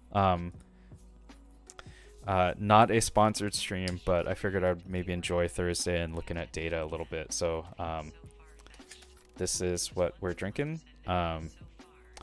This is from Costco. And it might be the fanciest thing you can get that isn't locked behind a glass case. So I just wanted, a bourbon, and I just looked at it and I was like, okay, well, the Costco one is like double the size, and I don't know if I like bourbon that much. So this is like reasonably priced, and I was like, screw it, I'll just have it. And I think like I'd heard of this brand before, and I was like, all right, whatever. What's the worst that could happen? This is probably like $30, right? That's probably not true. I'm mixing up which things are $30 and which are like honestly 50. Yeah. But yeah, I joked earlier like maybe one day we'll do a quick tour of my bar, and it is not good, but it is functional. So maybe we'll get to that point where it's like, okay, I'll figure out how to like move my cameras and stuff out there, and we can just show like the nice thing about my bar is like it actually is like repurposed IKEA shelves, which this is really funny. When I was visiting my parents in Sacramento, they had I used it was like, it's actually for shoes. So I bought these IKEA, like the doors actually open like this, so you mount it on the wall and then it slides out like that, or it tilts out like that. And my reasoning was like, I think they perfectly fit wine bottles and 750 milliliter bottles, and I was right. So I have 4 of those, and they just hold like alcohol and like cocktail making stuff supplies. But I bought one as a test from like Sacramento, like 2 hours away, and I brought it home, tested it, it worked fine. And then sorry, I have 2, but there's 4 doors. I wanted to get another one, and it was sold out again for like 2 months, and I was like but yeah, you don't drink alcohol often, so you grab white rum. Yeah, that's a good call. White rum also, you can make some pretty nice cocktails with it. If you really want, you can make a daiquiri, which I think is a real daiquiri. I think is simple syrup, white rum, and lime. I don't know. It's pretty simple. It's none of that like blended frozen strawberry stuff, which is like has its time and place. Definitely earlier today, I was like, wow, that one of those would be really nice now. But yeah. But you know, if you need to hold back for whatever reason, then I totally understand. And obviously no judgment or whatever, because like you gotta take care of yourself. And also like, I guess maybe the hardest part of leaving college for me was like, hey, I can't drink like that maybe ever again. Because it is as you get older, you don't recover from that stuff, and also like it is dangerous, right?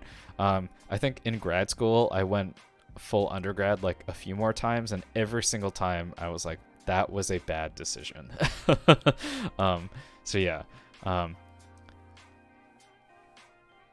Oh man, okay, maybe that reminds me, there's a dive bar where I went to grad school, and they really loved us because like during the summer we would have softball teams, and we would just go as softball teams to the bar, and eventually they just gave us discounts all the time. And the way my friend described it was like, yeah, I got so drunk there that I couldn't calculate tip for a $10 ticket. Like she was like, I just sat there and was like, do I tip them $1? Do I tip them $5? Do I tip them $10? And she just like, it took her like 10 minutes. And eventually her husband's like, why is she still? And then he talked to her and was like, oh no, I got this. So yeah, if you had a cocktail at Applebee's, I mean, depending on whichever one, those restaurants tend to like, they know they're like kind of screwing you over on the price for a bunch of those cocktails, because they don't use the nicest booze usually. And the way they make up for it is like they make big drinks, I think, typically. Especially if it's like the frozen slushy kind, where they can like, you know, if you're paying like $8 for the cocktail, like the booze in there, they probably, I don't know how many shots they give you, but like it's maybe shockingly a lot. So I kind of wouldn't be surprised if like you had one that was like pretty big, and then you're like, okay, I need to I tipped $20 on accident. Yeah, no judgment there. I'm sure a lot of us have been there before, so no big deal. What am I doing still looking at Minesweeper? Big Blue tastes delicious. Yeah, and I think that's the other thing is if you down it, then like you're gonna be in a bad spot. Okay, let's take a break from Minesweeper and let's actually do some code. Yeah, and then hopefully I can still remember to chat and stuff. where is our documentation window? There we go. Cool.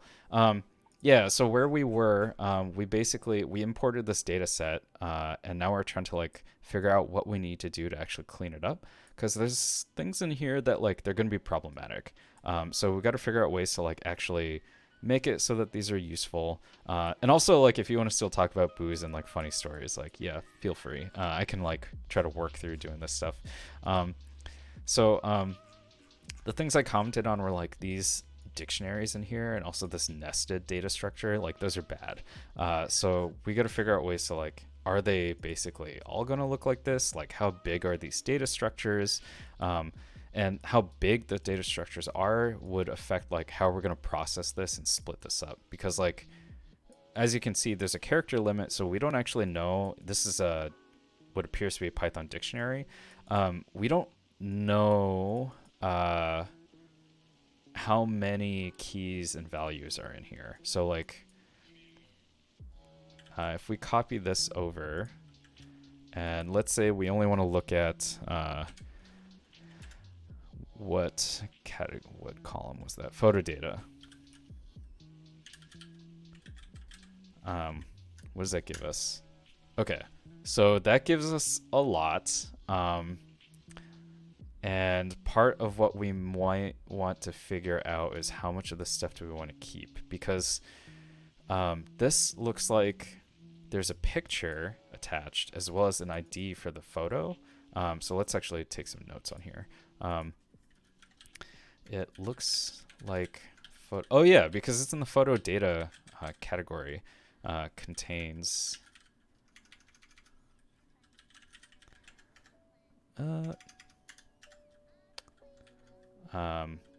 photo ID, which I'm sure is in some database somewhere. Photo file name, which this 1x1 makes me think that's either aspect ratio or pixels, and if it's pixels, that picture is totally useless. Photo caption, which and photo credit,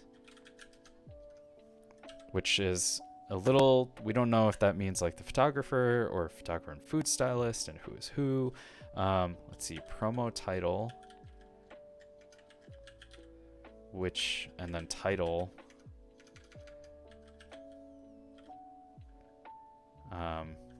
Although, and I'll put this in here, caption, promo title, and title could be all the same, at least, and they are all the same in this one. Let's see, what else we got? Orientation. So I guess that'd be portrait or landscape, but also like if it's a square ratio, then like that doesn't matter. So I'm not sure that is a very good thing to keep. And then we have restrict cropping, which is a Boolean. Boolean. Awesome. Let's see. This is, whoops. String. We don't enjoy typing, so let's just do this, and that's a Boolean. Of these, what can we do? Well, on principle, maybe we should keep photo ID, and this is actually, it's just ID. Okay. ID, but map it to photo ID. Let's say file name, map that to photo file name.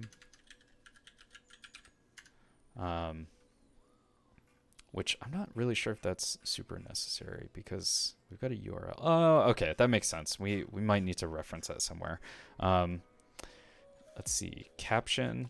The Okay, so I'm a little conflicted here because caption, since it's the text that comes under the picture, sometimes that can be different, but like the laziest thing to do is just put the title. And I kind of like, I'm a little hesitant to drop it because in working on my website, which if you've never seen it, here's where you can find it. I'm going to put it in chat, is buenosdias.dev, but the easier thing to see all the things I'm working on is actually at my hub page. And that also will link to my under construction photo website. Both sites are under construction, but you know, that at least like you have the option to look at both of them. And I'm very sorry, I just saw my sound peaked into red. So if it's too loud, just let me know because like there's some wonkiness going on with the microphone. But what was I gonna say? Oh, cool. Thanks, Aya. Yeah, so the reason why I'm a little hesitant to drop caption is like when I've been trying to blog stuff, and the very least like taking these notes for stream, they ask things like if you have a picture, what is the alt text or the alt text? And this is something that I cared about in terms of like equity and access, but also like stuff that we're told to consider when we're working for the federal government, is like you're gonna have people who maybe they can't really read, like they can't see very well. So the alt text is what your screen reader reads to you. So it's extra work, but it's usually good practice. Like if you have pictures on there, just make sure your pictures have alt text in there so that people actually like, if someone is vision impaired and they go to your website and they use a screen reader and they just like don't get some of the content, then it's kind of sad, right? Like the probably the like most inspirational thing I've seen, and I will put it in chat. Actually, that's a lie. It's not the most inspirational thing I've seen, but it is like incredible. Blind developer, Visual Studio.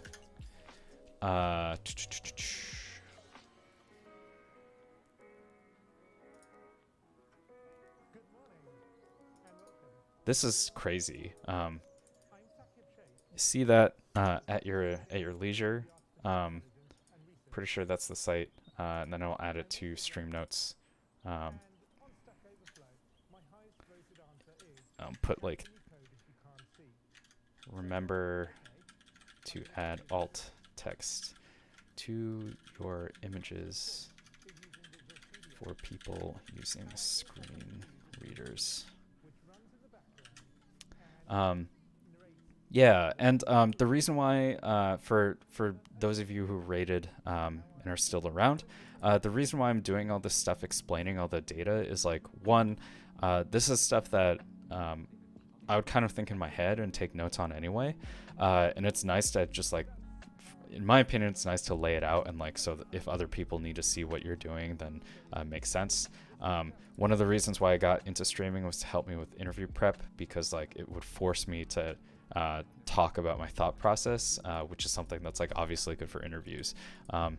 But the other thing is that data scientists, some of us like, it's a very disparate field. So some of us work on things like statistics, some of us work on data or software engineering, and then others of us work on machine learning, model deployment and usage. And all of those things are very cool, but like, fortunately and unfortunately, the core thing that a lot of data scientists do is basically just clean a lot of shitty data. And this is maybe like a realistic depiction of like, if I had a lot of time in a job where it was like, here's your data, like, what are you going to do with it? I would end up basically writing out a lot of this stuff out, or at least like reasoning out why I'm not going to be using some things in terms of like what's in the data. And that's like the least fun part of it. Like actually throwing, if I was honestly very lazy, I would go up to this data set and just be like, oh, what is the thing I'm actually looking for? The ingredients. Okay, cool. I'm just going to process this and move on. And like, maybe at work, that's something that I would have to do like I would just have to adopt that mentality. I don't know, I haven't started at Niantic yet, but like in terms of like actual data exploration and stuff, like I don't think that's very helpful for people, because like whoever provided me this data set, maybe they would like to know, like, turns out I'm not going to be using a bunch of this, and there's like actually errors in your data, and we should fix those because it would make it easier to process the data later. Like, this is an error, this publication date. This actually is a string, and then I don't even know what this is. Like, it looks like it was there completely by accident. However, it's also inconsistent with this date crawled column, because these numbers don't look at like anything, but those are Unix timestamps. So those have to be converted into something that is actually more useful. Like, just knowing that's the Unix timestamp, I don't know what time. I think Unix time zones timestamps still have a time zone attached to them, so I don't know what time this is. I think there's a default, I think it's UTC, but like, I don't know, converting this over into like a day or something would be helpful for people. How good am I at statistics? Your understanding, from my understanding, this is a lot of organizing. Yeah, so that's a good question. I'll be honest, my statistics knowledge is like pretty crappy, and it's because like I just don't use it very frequently. There are definitely, like when I was doing interview prep and I had to review a lot of my statistics, I honestly kind of liked it, because like it's gonna be weird to say this, I think, as someone with an engineer, like an engineering background, but like I don't think statistics is math. Like, I think it uses the language of math to speak a different dialect. So like, it's really tricky to deal with statistics stuff, but it's fun, and that's why like if I don't use it very frequently, I just like don't understand it sometimes and have to like refresh it. But yeah, so like I had a lot of fun like reviewing. If you want a resource on statistics stuff, I really liked Introduction to Statistical Learning, and it's also a free textbook that's kind of applied statistics, so it's still kind of like looking at statistics and using them with machine learning. But there was on my website, if you are actually curious of like wanting quick refreshers of stuff, because it's not, I don't think it's actually, I take that back.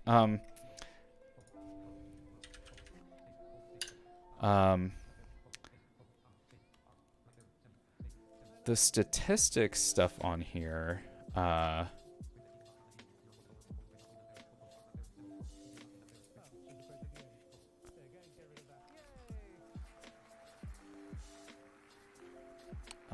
not it. That's the wrong link. There we go. The statistics stuff on here was really kind of cool. This is just probability, but like they start going over things in statistics and using R. I personally would prefer to use Python, but you know, it is what it is. But like it depends on what the role of the data scientist is, because sometimes if we're doing A/B testing, then actually we should know statistics. So yeah, it kind of depends. Like for someone doing natural language processing, technically one of the libraries I'm going to reference actually is a probabilistic model. It uses probability to determine a bunch of underlying connections between words. If I were to do the actual theory behind it, instead of just using a pre-built, like I'm referencing this function and let me use it, then I would need to know statistics a lot more. But I don't know. I think it's interesting. Definitely,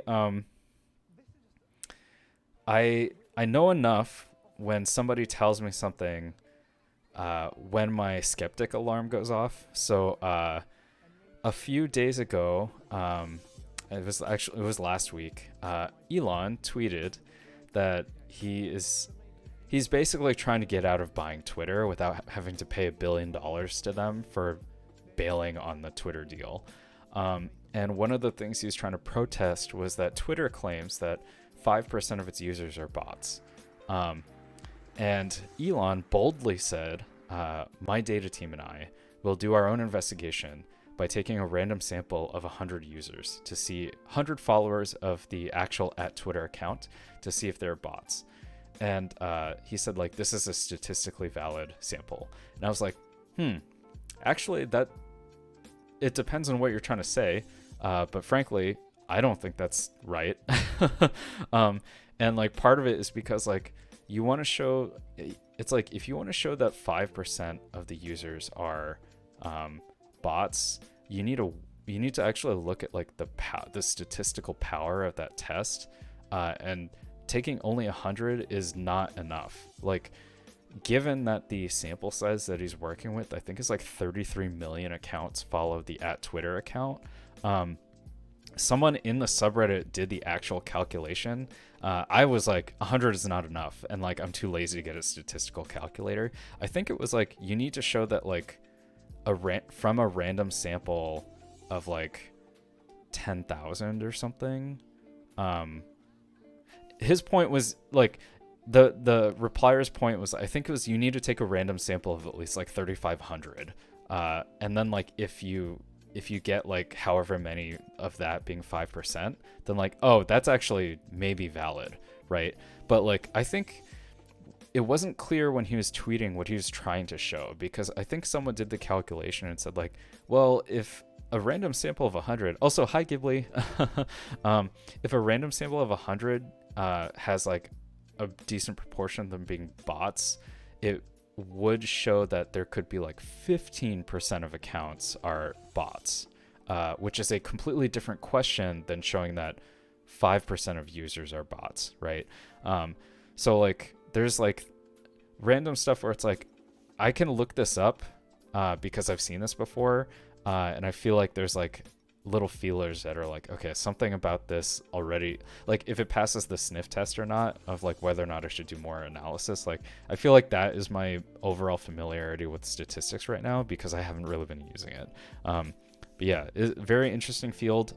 If you want to get more into statistics, then like I've talked to people who said like data science is basically just statistics, statistician role with a fancy new name. I don't think that's entirely correct, but like some places it may actually be that way. So yeah, especially if you're doing, I said like A/B testing, but also like market analysis stuff, then you probably actually want to more have this rigorous statistics background.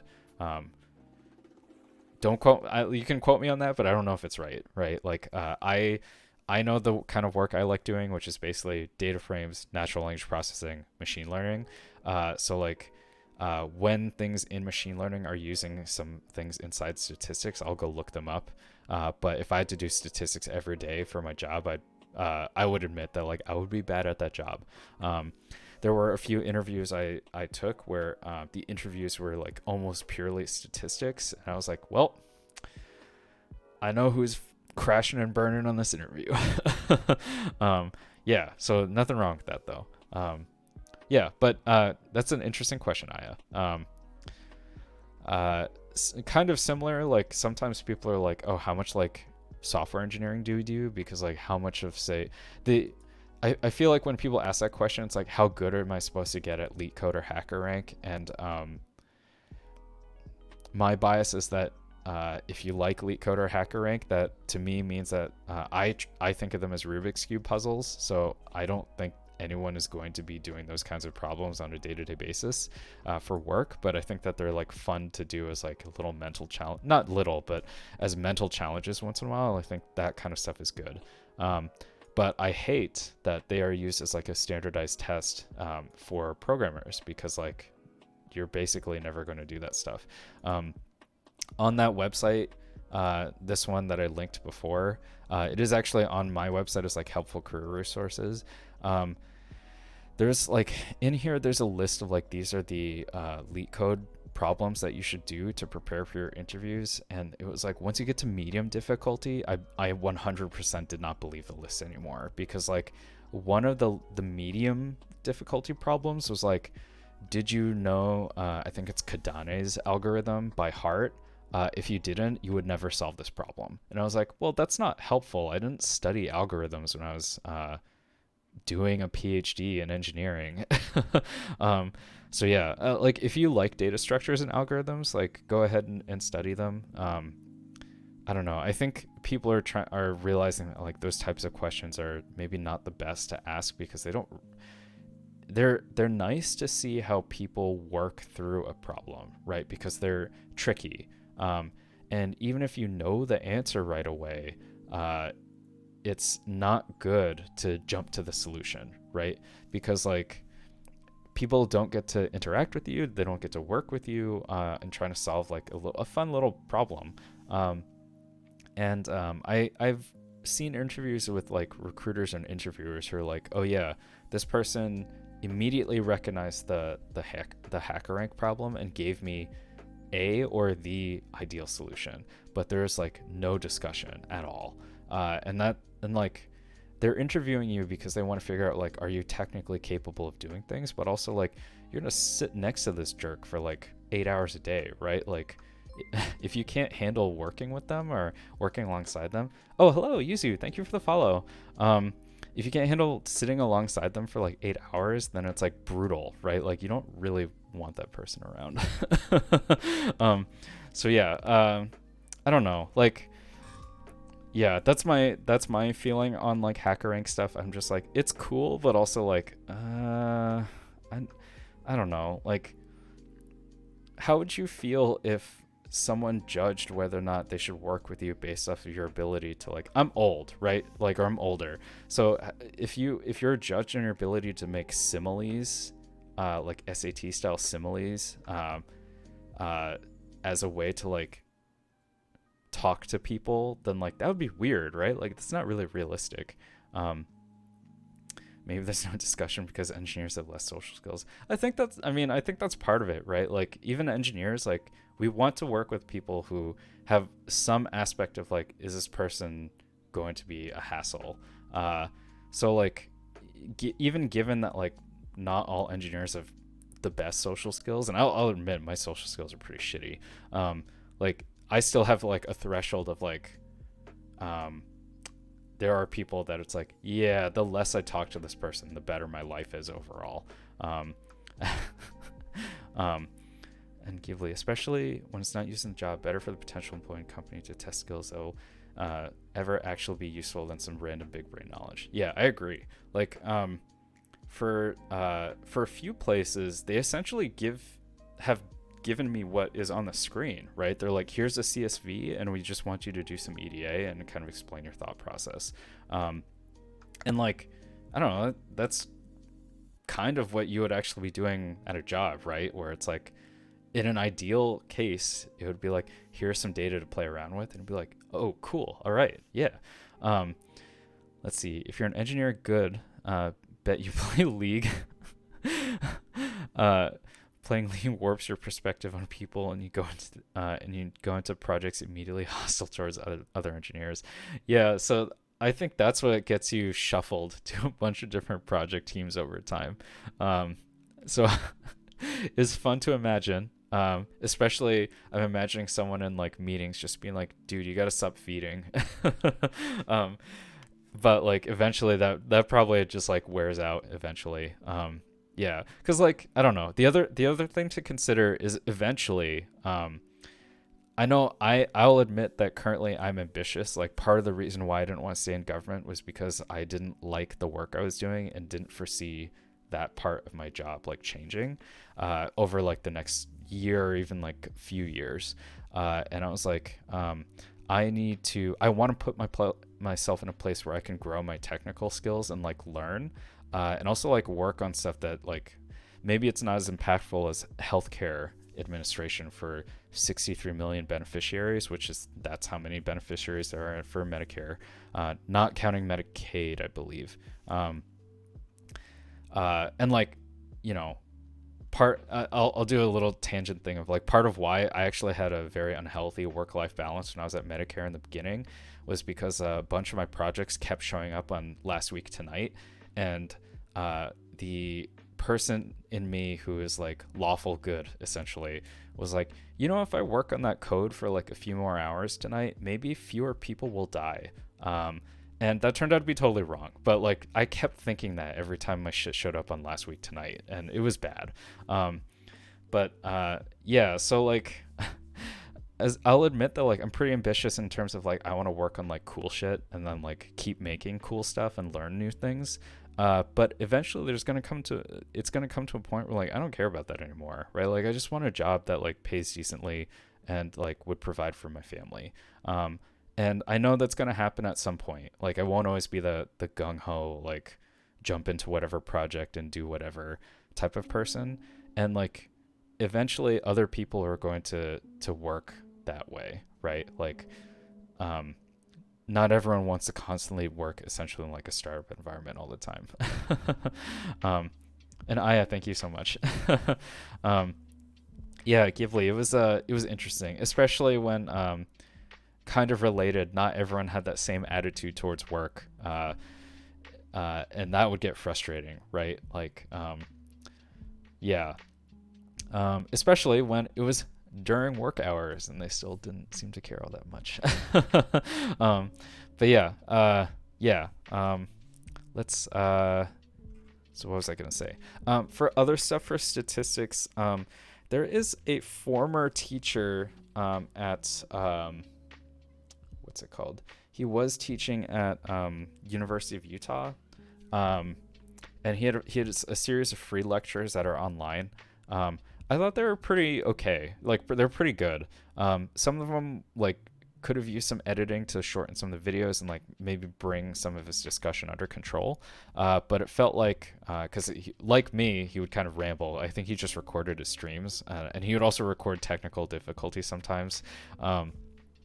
But those are good because like you see a different perspective on explanations of like complicated language and statistics.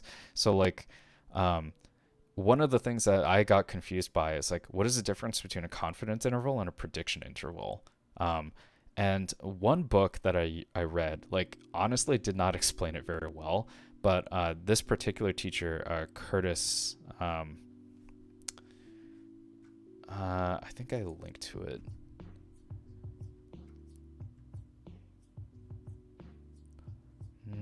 I did not. Okay, so I need to add that to the list of things.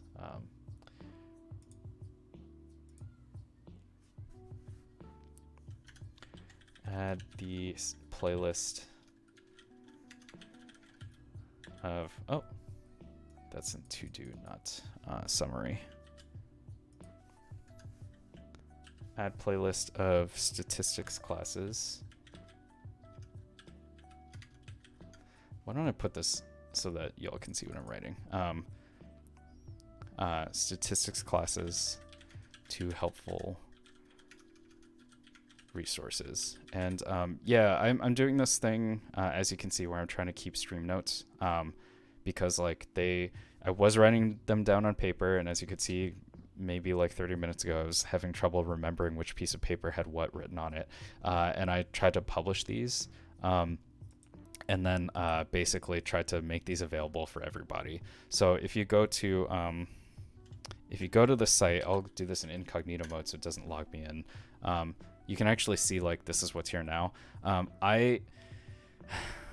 To like somewhat answer your question, Aya, yes. And in my to-do list, I actually tried to resolve all these things, or at least like push them to the next stream, which frankly is maybe a little toxic for me because it's like a constantly growing list of things to do.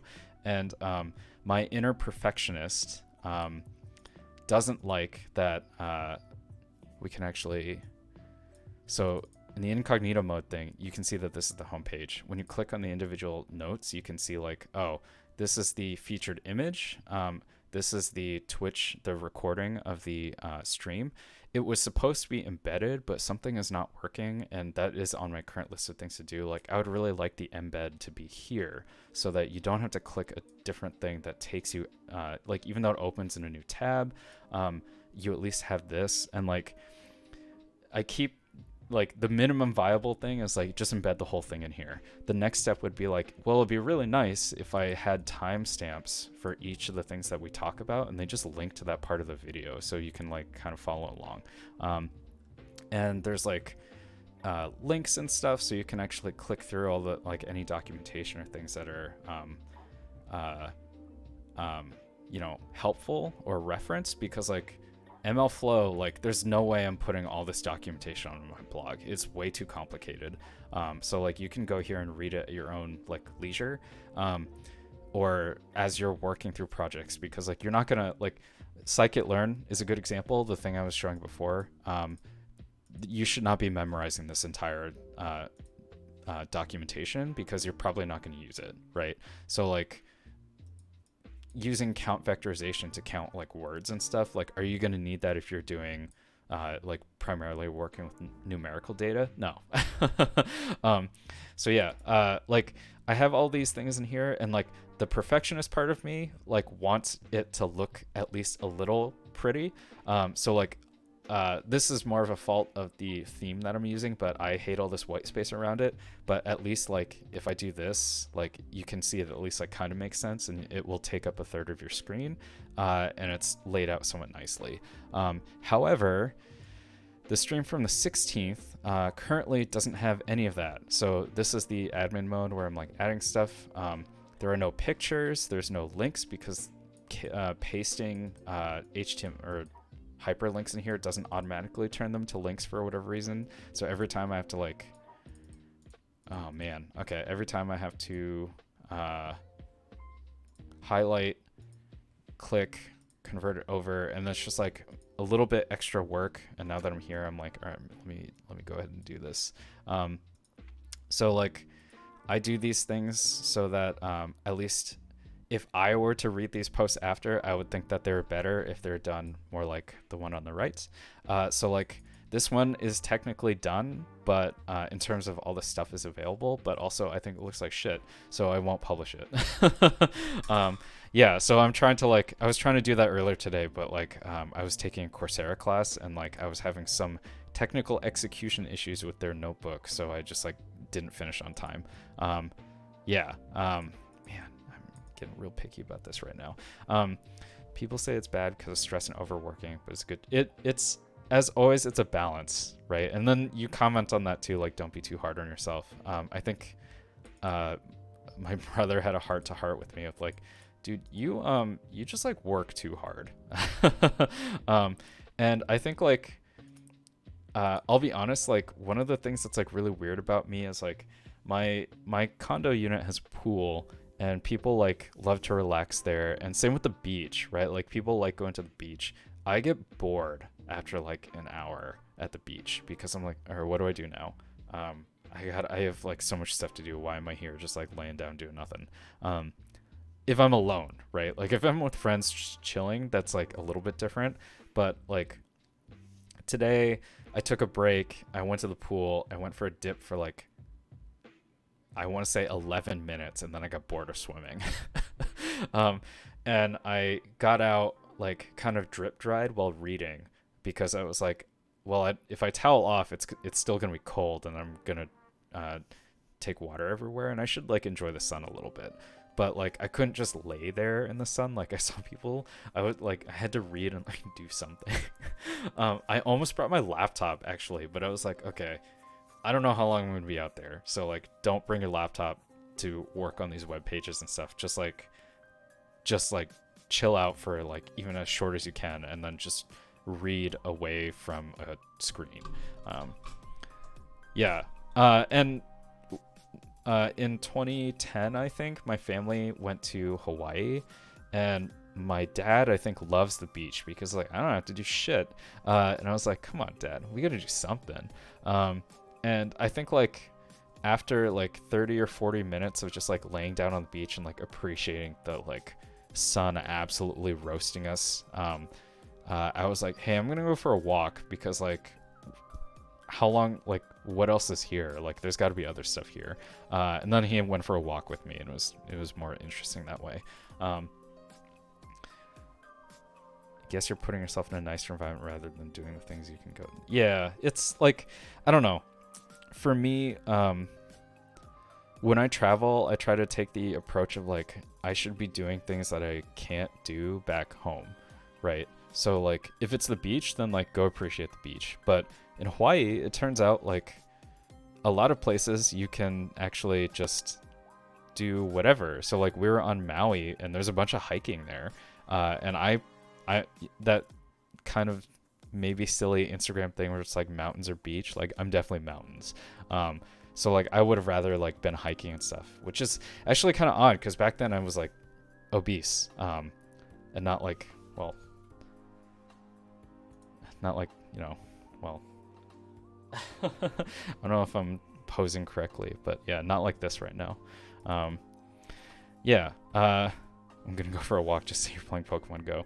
Yeah, now I would say that I used to go on like photo walks when I was bored. I'd just go out with my camera, and like I think my default is to grab, I bought a phone for Pokemon Go, like a cheap phone, and the reason was because when I played on my old phone, it absolutely destroyed my battery, and it was bad. Like my battery life, even when I wasn't playing Pokemon Go, was terrible because I think like I had to like, it would heat up my phone and then I had to charge it and it would charge fast and all this kind of stuff.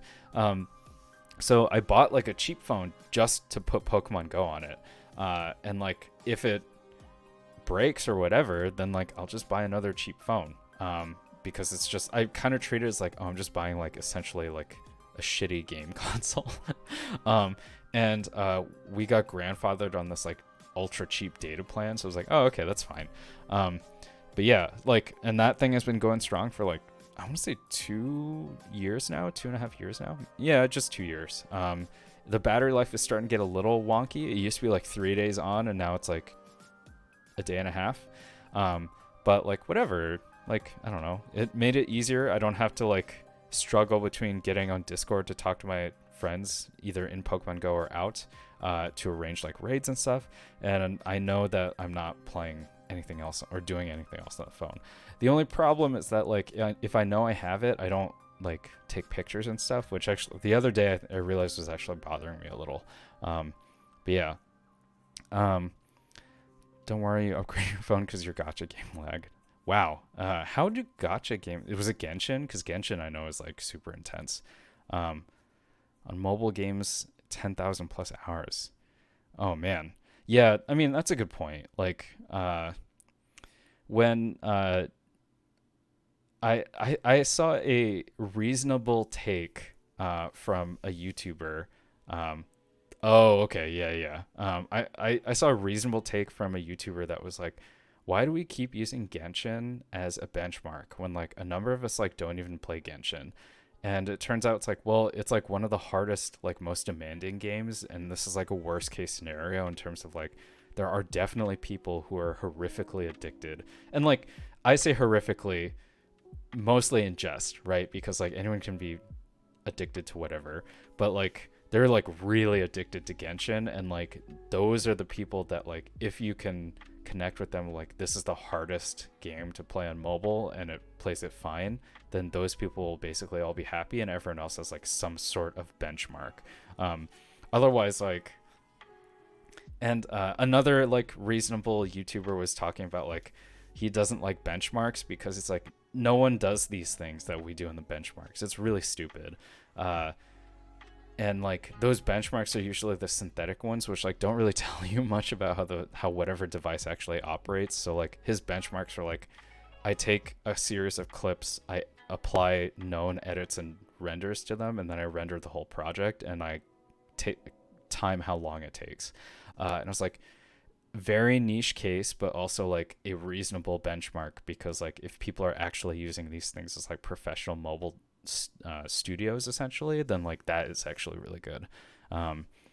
Deep hatred for Genshin. They targeted a new audience and created a new wave of young game. Oh yeah. So we're definitely in tangent time. But like I kind of, oh, and I'm very sorry if you haven't seen any of the games today, because I definitely just spoiled scores. I hadn't seen any, and I thought about it earlier, and then I think I watched Yuzu's stream instead of watching hockey. I don't know what happened yesterday between Calgary and Edmonton, and the goalies just kind of went on freaking vacation already. 15 points in one game. 15 goals in one game. I've never seen that. I think the highest scoring game I've ever seen was 13 goals. But like, the NHL won't do things that make understanding the game easier, but now they've rolled out gambling, like official gambling, and I hate it. Because it's just like, it's like you won't do the basic things that would help make stats better for the sport, but you will be okay with gambling, which ironically would really love having advanced stats. Your favorite team is the Canucks. That is a bold... so if that is actually true, I'm sorry. They have not been particularly good in these past couple of seasons, but that's cool. I love Vancouver, so that is really nice. The team that I was really interested in following, and then it turns out that they just absolutely sucked this year, was the Seattle Kraken. I love their jersey. I really like the city because I lived there for 4 months when I was doing the boot camp. Even though I didn't get to see any cool shit, it was still like, oh, I like this place. And also I like randomly visited one time in like 2015. And maybe a few other times since then, just because I like there's stuff I haven't seen, and like living there kind of gave me different exposure, even though I wasn't doing anything. But yeah, like hopefully they get better. They absolutely sucked this year, but they have a cool logo. Like it is a S and with a slightly different S. And they had like a huge octopus at some event. Yeah, I mean, I hope they get better because it also helps that like helps a rivalry with Vancouver. Oh, you were born in Vancouver. Cool. I feel like it has changed a lot since you were born. My friend's family lives there, and like the place they used to live apparently was like open farmland, and now it's like developed. And like I think they looked at their property value and was like, what the hell happened? It's way higher. It's reminding me of the weird S's made with 6 lines. Well, I was thinking of Trogdor, but also yes, the cool S. So if you've never seen this, I'm definitely dating myself here. But this was old when I first found it. And that is going in stream notes.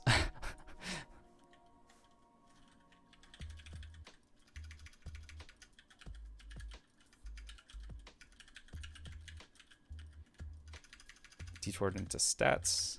And then gotcha games and hockey. And Kraken. S with a slightly different S. And of course that leads to Trogdor. Yeah. And that was the blind developer. So we have that link down. But yeah. Oh, actually, I know you like game controllers, but I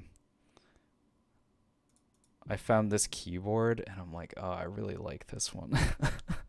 And this site like has a bunch of different keyboards.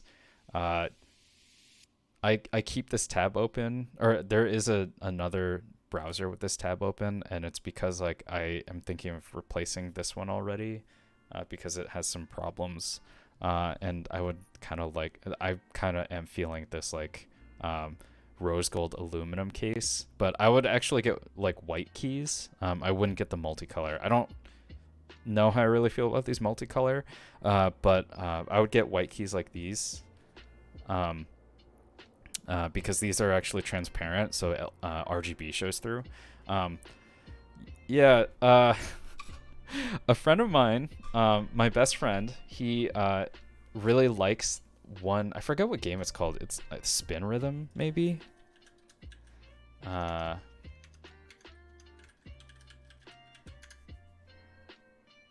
Yeah, it's Spin Rhythm. Which actually.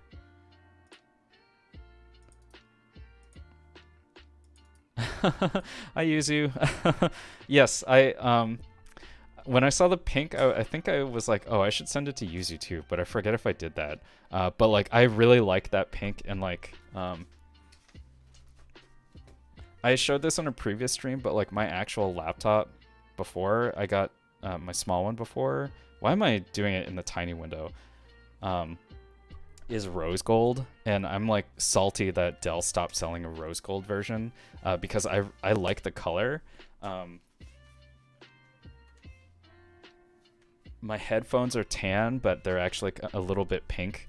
And I wish that they sold my travel mouse as like a pink. I've talked about all this on stream. Turns out I just like really like unique-ish colors that are, I would say like classy, and maybe a little understated. Like I like having the little warm tone in the silver for that rose gold, but not like, I don't know if I like outright pink. I just like a little bit of the color. But yeah, YouTube might want to check out that game, Spin Rhythm. The only thing I would say is that the actual controller that comes with the game is extremely hard to find and is probably not worth buying. So this is what it looks like.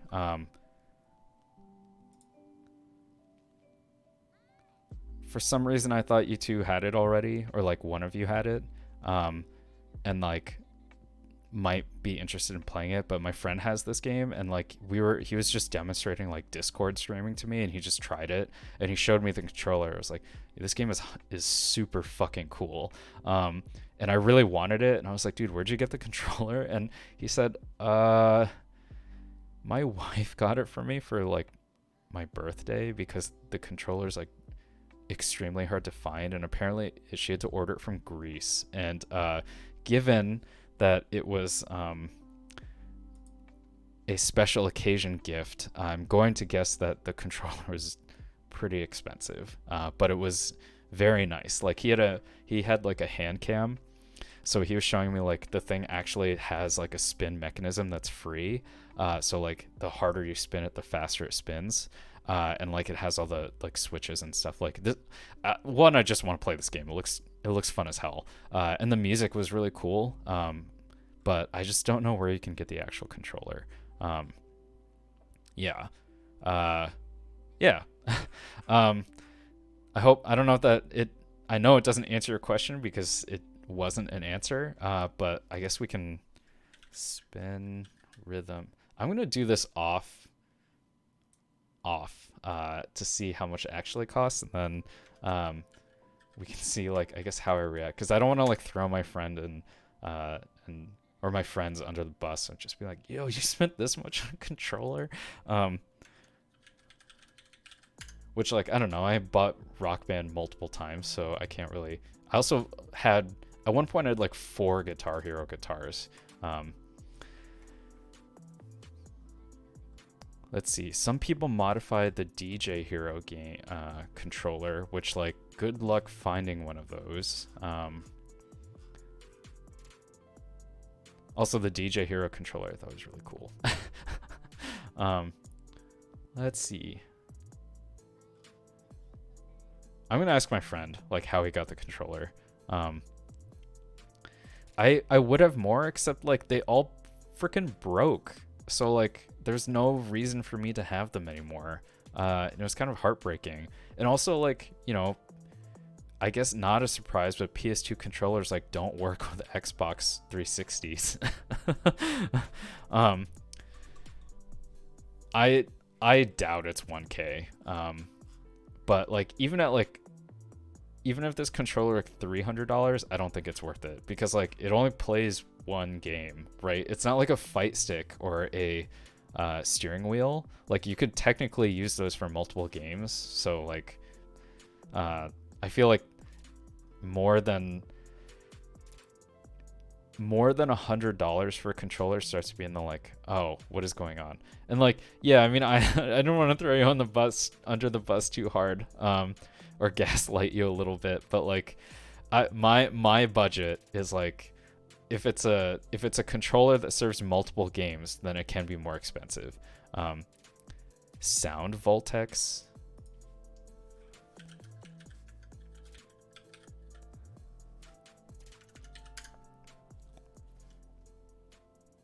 IIDX. Oh no. Oh no. I'm looking at the arcade for Sound Voltex. I'm like, uh-oh. IIDX.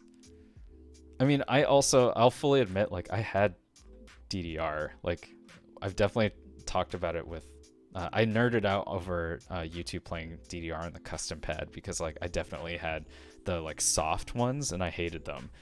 But I like, broke a few of those because, like, I would step on them too hard. And I really wanted the, like, arcade hard metal whatever pads, but I just couldn't justify, like, the space. Let's see.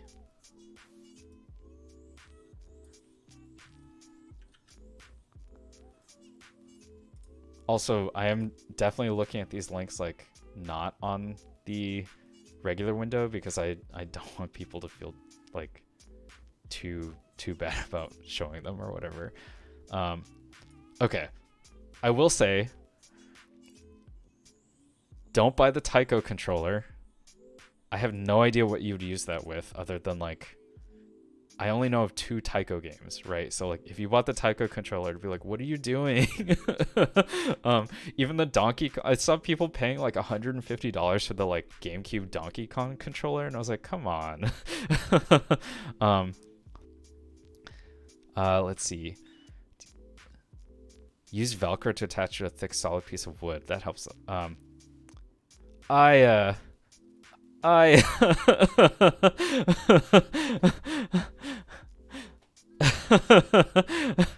Okay.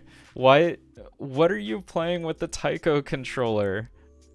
Oh, okay. No. I mean, I want the... Oh, I just peeked. I'm super sorry. I'm gonna turn that down a little bit. I'm excited talking about games and stuff. Did you buy the Tyco controller or do you want the Donkey Kong bongos? Because the Donkey Kong bongos I do want. I just stopped wanting them when they became really expensive. Okay, the Tyco one is like we got to pull you back from the edge because I seriously don't know what game you would play with that. The only game I can think of I saw in the arcade, and that's like not one I would play for that amount of money. Especially since, like, after you'd have to figure out where you're gonna put this controller. Let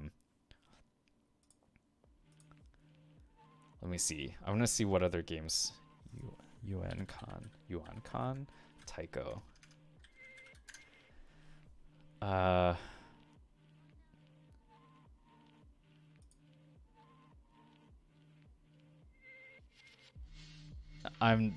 I don't know, man. I see someone playing this game. One, this controller is huge.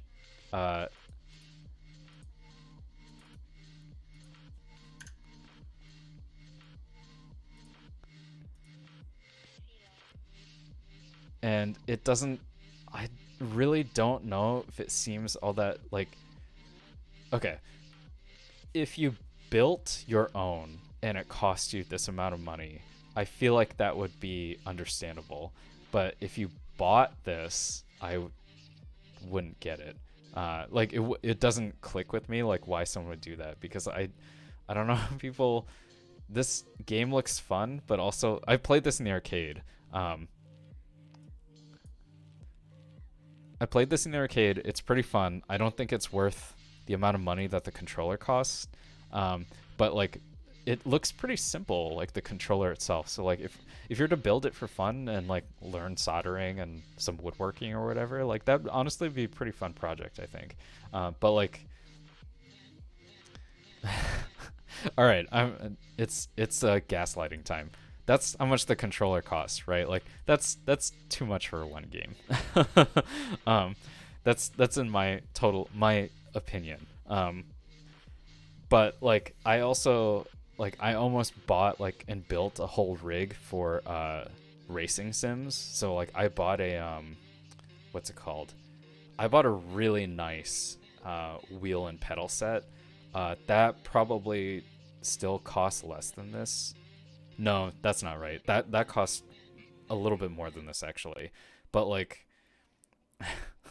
I was really pissed because it didn't work cross-platform. and I was hoping that I could play like Gran Turismo and Forza on it. And then like it just didn't work, and then I like helped the company beta test stuff for like trying to get it working on PC. It was like, oh my god. So like that was a huge regret for me, and also like I didn't have time to build the racing rig I wanted, so it's just like, oh, this is so dumb. Yeah. Crazy thing about the Beatmania controller, you play doubles, you have to buy a special double controller. Oh man. You know, if you have the space for these things and spending the money on them doesn't hurt you, then you need to bring joy in your life, then I understand. But I would hope that there is like a checks and balances calculation in your head that says like maybe you can reweight the value of some of these purchases. Yeah, because I won't like checking and balances, you don't have time to even play. Good. Okay, cool. That's like me and Steam, where it's like even when they go on sale, I'm like, shit, I don't have time to play these things. So even if this game's like $8, I'm not buying it. Or like even $1, it's like, cool, I don't have time to play it. Yeah. Yeah, like if you're like doing prep for Evo and wanted a fight stick, to me that's like understandable. But if you just like wanted to have fun and you wanted like the Tyco controller to play one game, I'd be like, I think that has to be rebalanced. But yeah, modded GameCube controller and a button fight stick for Melee. I personally would put those higher on that list.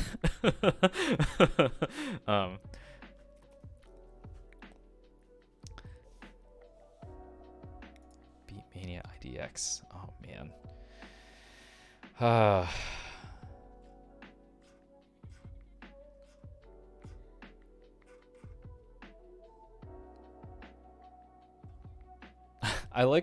I accidentally did these searches because I was like trying to demonstrate the stream notes without the admin window popping up. I accidentally put these in my incognito search, so it looks so sketchy, but like also like, oh, maybe it's good I don't have these in my search history, because like I will start looking at like better DDR pads and stuff. And I don't even play anymore. I still really want an Alesis drum set to play Rock Band, and it's like that's too much work and I don't know where I'm gonna put that stuff. And honestly, that kind of sucks because like my current unit is basically the first floor. Below me is a parking garage, so like if there was any place where someone could play DDR or step or like anything with a kick drum, it's like my place, right? Because like who the hell is going to complain that like people are like essentially stomping on the floor? You spend $200 a month on DDR. Yeah. One time I went to Disney World for like a school spring break thing. And the craziest thing I saw was there was a guy who would accept any challenger at DDR, and he just played until he lost. And he was there before I got there, and he was still there when I left. Basically, people just kept giving him money, and then occasionally people would give him Gatorade. And I was like, dude, what is going on? And I think he was like betting against people or something, and it was just like, man, he's sweating so much, but he's like extremely good at this game. He had songs memorized, like people would challenging him certain songs and he wouldn't even look at the screen, and I was like, what the fuck?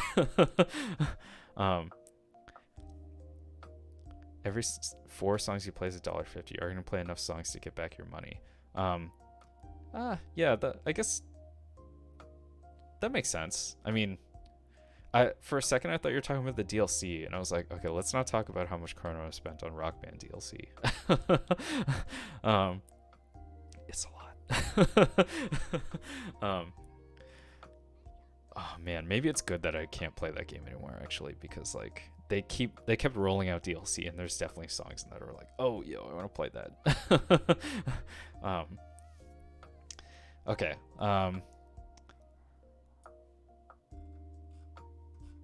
8 minutes is $1.50. Yeah, I mean, yeah. I like You don't have to justify your purchases to me. And I feel bad for gaslighting you a little bit.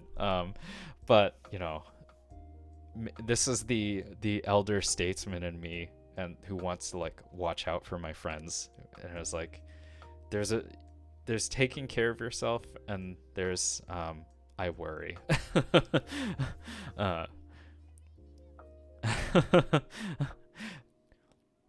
I'm too powerful to be affected.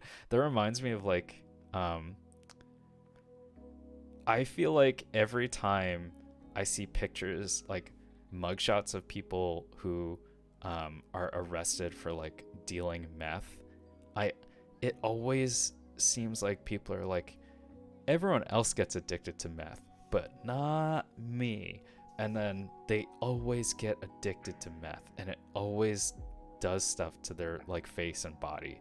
And it's like, no, this just happens. This isn't like a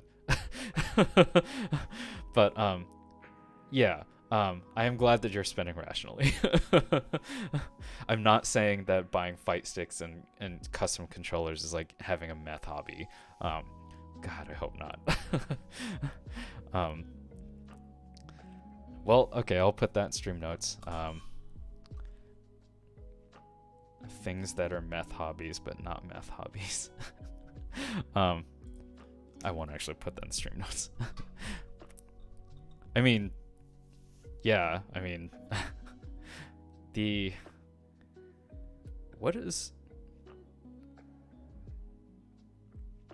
trying to think of like what is the craziest like willpower I ever had to exert for a controller or any sort of purchase. And like I guess like who else is in chat? Like other people other like Ghibli and Yuzu, you're more than welcome to talk about whatever perfect willpower you've executed to stop an impulse or impulse purchase.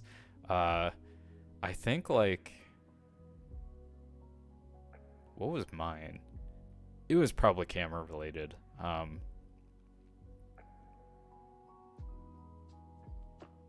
Yuzu, bad. I need a spray bottle emoji. Not just for chat. Most people have been calm. I think there was like some sketchy person that came in last week who like what I would say like eventually got uncomfortable the way that they talked about my body, and I was like, hey, cut it out. But like definitely could use like in general in life a water bottle emoji would be nice. You're kleptomaniac in middle school. Oh dang. You're at Anime Expo? I may have thought that when I saw a dice vendor at PAX East, but I was definitely like, I am not stealing it. It's beautiful. It's way too, like, the set of dice is beautiful, way too expensive, but also like, I'm an adult. If I really want dice to buy dice that I will frankly like never use, then like I'll just buy them. But I think part of why I thought they were beautiful was like they were multicolored, but also they had casino cuts, so they were actually like perfectly square. And that was why I was like, I don't think I've really seen like casino cut dice that are like awesomely multicolored. And I was like, then like, because they're casino cut, like this is actually a little bit relevant to statistics, right? The reason why those casino cut dice are sharp is because the rounded edges affects your probability. So the sharper cut is supposed to be a more even probability. But yeah, it's like I saw those and was just like, I really want those.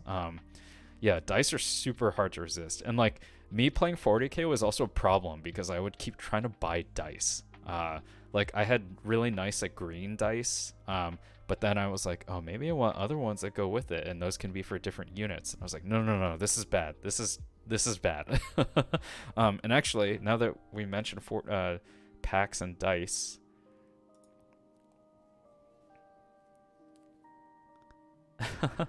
I got this in a 2-pack. So I showed this on my like little room tour a couple streams ago. But yeah, I have this, which is 8-sided, and then somewhere I have a 6-sided one. yeah, when there's like driver navigator sort of pair programming things, I usually give that to the navigator so that like they can talk out loud about their thought process to the driver, and the driver can just type everything out. Do you need this? Dice, random mugs. But do I need these? Yeah, I get it. The comfort of more money in your account. Yeah, that makes sense. That totally makes sense. I think mine was probably a lens, and I was like, am I actually gonna shoot with that thing? And then eventually I just didn't buy it. Food, yeah, food. I think this is gonna be common as like food is a definite thing. That's why like I went to Sugarfina like a few months ago, and I was like, oh, I've never been in here, and I saw the like fancy candy, and I went to the clearance section, and they had like good ones in there. They had like chocolate covered candied orange peel or something. And I was like, okay, I want those. I don't know why they're on clearance. But I picked up a couple, and then that activated like a you get one on discount, and then getting one more meant that like I got one for free.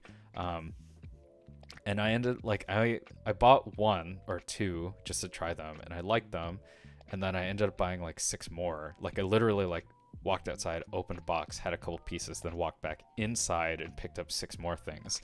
And like that was maybe stupid of me, but it was also like, well, these are all flavors that I wanted to try, and they're all like nice, and there's a discount. Yeah, that was bad. Yeah, I mean, I would have tried, except yeah, I mean, I opened all of them.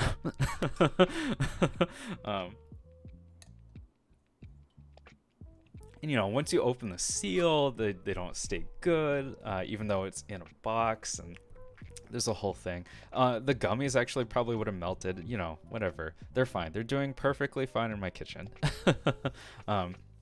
Maybe next time.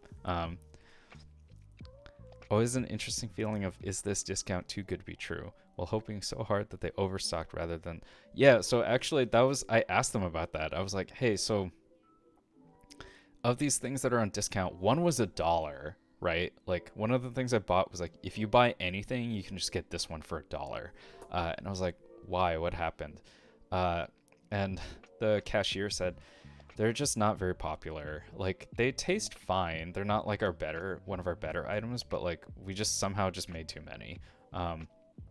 And the chocolate covered orange things, like she explained it's a seasonal item.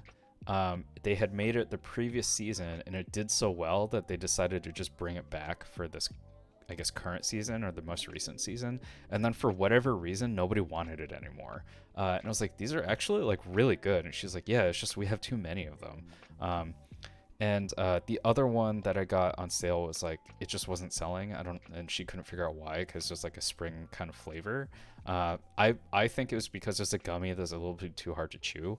And the flavor was like pretty good, but it was peach tea bears, which I think is fine, but also I think it's like, I wish the gummy texture was softer. You like going to the grocery store late at night and checking the bakery for discounts. Also meat, which sounds really sketchy, but like the reason why the meat turns brown is because it's kind of like, I think it's oxidation, so like exposure to oxygen. And like it's bright red the way it is because they gas it with something to make like oxygen inert. Like it competitively inhibits the reaction because like it just is in the packaging. So like the meat that's like manager special, like must use today, like you can sometimes find like really good discounts on it, and like it's just because it looks great. As long as it doesn't smell or whatever, like it's probably fine. And like sometimes I've gotten like prime ribeye steaks for like $4 a pound that way, and I was like, well, I'm just fucking cooking this for dinner. Yeah, it was really weird that it just like went out of style. She really had no idea. She was like trying to pitch it all the time, and I was like, why isn't this working? But the peach tea bears were, I would say, pretty good. She told me her favorite ones, and I thought she had excellent taste. And they were like, I wonder if I can load up their menu now, actually.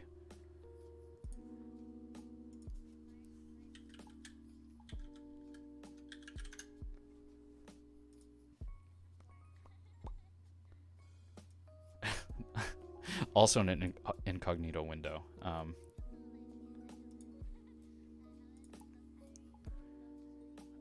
Candy gummies. Peach tea bears. So the ones that she liked were Sugar Lips,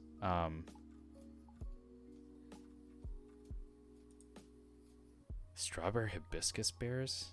I'd probably try that. Oh, bubbly bears. That sounds cool. They're like, they have a little bit of pop rocks or something in them. Strawberry daiquiri hearts. Those are really good. She recommended those. I also got the tequila grapefruit sours, which I think were too much grapefruit flavor. Like, I wish they had just more.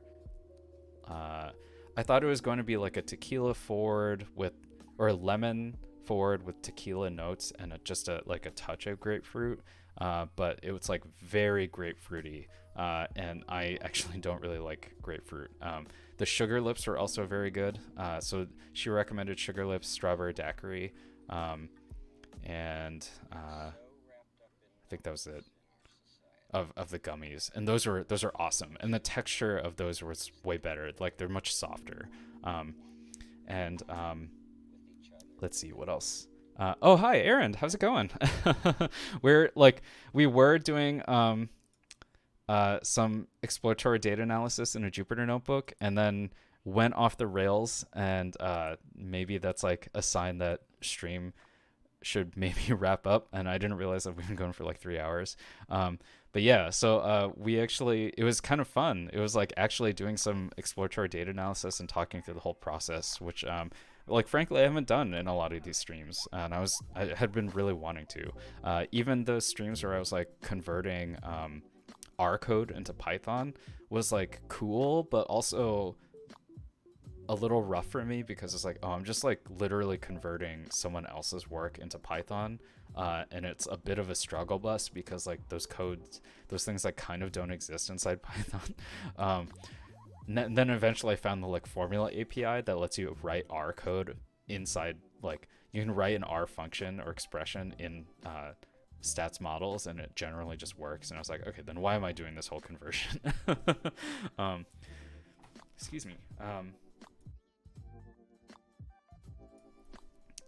But yeah, let's see. Bakery Story was a business horror story. Which one? Was it the one that was on like Kitchen Nightmares or something? The one that's based in Arizona? I think they may sell the cubes of these inside Nordstrom. Oh, thank you for the bits, Aya. Oh my gosh, thank you. But yeah, gummies and VTuber raids may be a problem for me. Especially like, what were these? I really want to try more of the sparkling ones, because if they have that like pop rock sensation, then I'm all for it. And I've tried. I don't know, Aaron, if you've tried, because I know you're like also a lifter and trying to be healthy. I kind of sometimes have wondered about just getting the like healthy gummies, like either vitamin supplements or like they even sell fiber supplements. I've thought about getting those. It's just like, will this satisfy my craving for like gummy sweet thing? And almost I see them in Costco, and I'm just like, I'm not buying like 300 of these, because I don't want to end up with one that I hate and then 299 that I feel guilty throwing out. But yeah, bakery not being able to sell the oranges that season. Oh, I get it. You'll eat an entire bag of gummies. Oh man, yeah, that was me, and I bought like a snack size bag of flaming hot Cool Ranch Doritos, and that first chip I had, I was just like, I need to actively restrict the number of chips, because I just want to eat these. And like, I thought I didn't like Cool Ranch, and turns out the flaming hot Cool Ranch is like definitely on my wavelength, and I was like, these are so good. Let's see. Not understanding why suddenly no one wanted it. Also, yeah, beef jerky is a problem, dude. At Costco, they sell like what was it called? I think they sell like a bulgogi flavored beef jerky, and it was a problem. Like, it was a problem for me. I opened the bag and like took one bite, and it was like, Oh no, we were using the scale. Like I was like every single time I opened the bag, I took the scale out and then like measured an exact portion and then just immediately sealed the bag back up and like put it away because it was like I can't do this. um, really small bags, the sour ones. Oh yeah. So same with salt and vinegar chips. I have that problem. Like I think I make it through like a half bag of salt and vinegar chips, and then I'm like, I don't know what to do with the rest of these because like my tongue will essentially swell. Your wife uses. Oh wait, sorry, that's Ghibli. And then for Aaron, your wife uses some of those. You don't like the health gummers because you can't. Oh yeah, that makes sense. Favorite beef jerky at Costco's the sticks that come in a tube with the green cat. Maybe I'll look for those.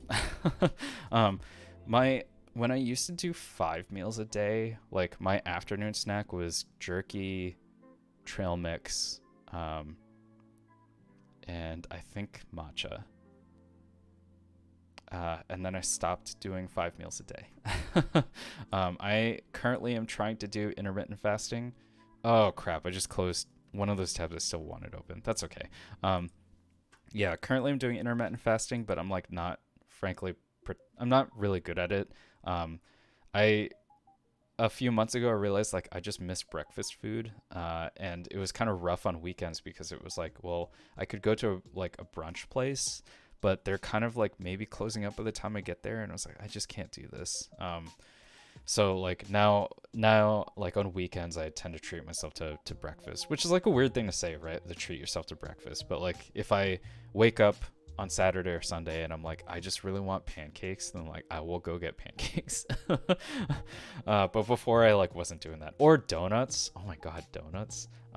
If you ever come to the Bay Area,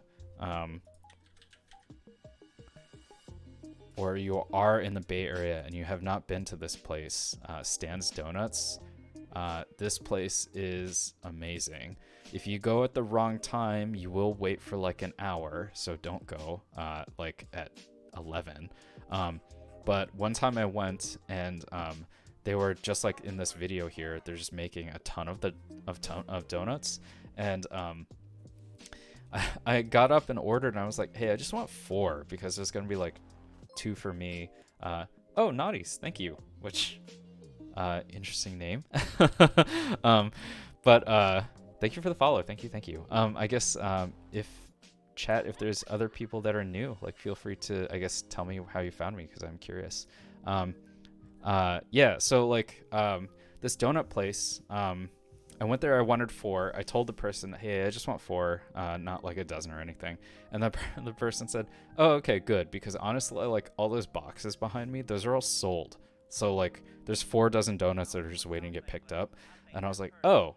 She's like, can you wait like 10 minutes and you'll get fresh donuts? And I was like, you're asking me if I'm willing to wait 10 minutes to get donuts literally fresh out of the fryer? She's like, yeah. I'm like, who says that they're not okay with that? So I just stood there, like I paid and then I just stood there and I was like, oh cool, I got coffee and I was like, I'm just gonna chill out here. And then the donuts came. They were so hot that they like burned me through the box a little bit, and I was just like, yes.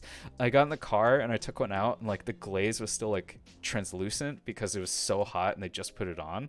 And I took a bite and I was like, oh, I like cried a little. It was so good.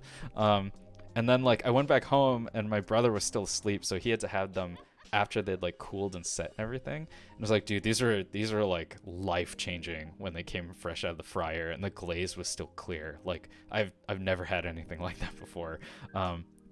Yeah, so that was super good. Ghibli, I just saw your comment on jerky and the effects it has on you, but yeah. But yeah, and like it's weird. This place stands. They have multiple kinds, but like I've tried a few of their like specials, and I just don't recommend them. They're fine, but they're not life-changing experience good. You know. Oh God, I want donuts now. Oh man, these are so good. This became a problem because my favorite coffee shop, they changed some of their bakers, and now they actually sell these donuts, and they're not as fresh, but they're like and the barista told me like one of the baristas was like, apparently her special treat was that she would go to Stan anytime she had free time, she would go to Stan's, have a donut. And then now that they actually sell them, she was like, literally only Monday. That's like the only day I'll let myself have them, because otherwise like I'll just eat them all the time because now we sell them. Yeah, if you come down here, like there's a bunch of food places to try. Whenever my friend told me, whenever she comes to the Bay Area, she always requests that her friends take her to a soup dumpling place and a taco place, because she currently lives in Portland and can't find good versions of those there. And actually, when I lived in Seattle, I had a hard time finding those as well, because like I think people recommended me places, and I was like, oh, that's very sweet that you thought of me and recommended a place. But I cannot wait until I get back to the Bay Area where these things are better. I have a very passionate rant on DTF, or Din Tai Fung. I don't think that they're very good for the money. I think it's very cool that they're very trendy, and that like such a place that allows people to feel comfortable to try like xiaolongbao and variations of xiaolongbao. But for like I kind of eat a lot, and I went to the first time I went to Din Tai Fung, I went alone, and I ordered soup dumplings because I heard so many things about them, and they came out, and I ate the entire order in like 8 minutes, and I was still hungry. So just in food in that first visit, I ended up spending $60 on 2 orders of soup dumplings, an order of regular dumplings, a rice dish, and something with chicken, I think. And I was like, it was like not good. Also, the auto mod tried to prevent DTF, and I was like, oh no, it's fine here. And I guess also fine in general. But like, I was like, why do people like this? Like, it's fine, but like, I admit I am spoiled. When I went to Shanghai with my family a few years ago, and my dad took us to a hole in the wall xiaolongbao place where like he ordered enough food to fill this table and more, and it cost us $30.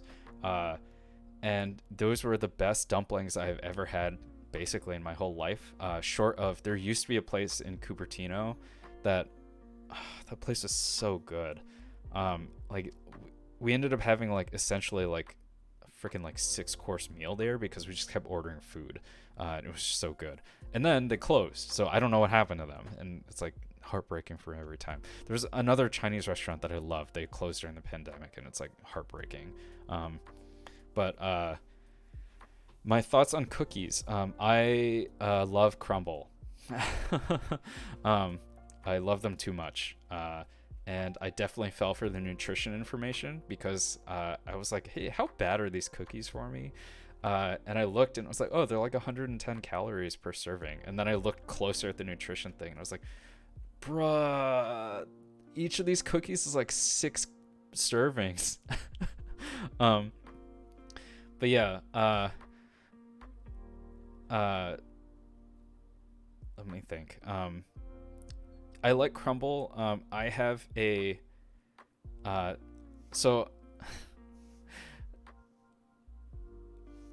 I'm not sure if this is gonna be a little crass or not, but I use the New York Times cookie recipe, the chocolate chip cookie recipe, and I've made variations of that, and like those cookies are so good that they got me a girlfriend. Like there's this girl who like so to start with, she actually liked me for my arms, and that was pretty much it. But then she found out that I could bake and stuff, and she was like sold.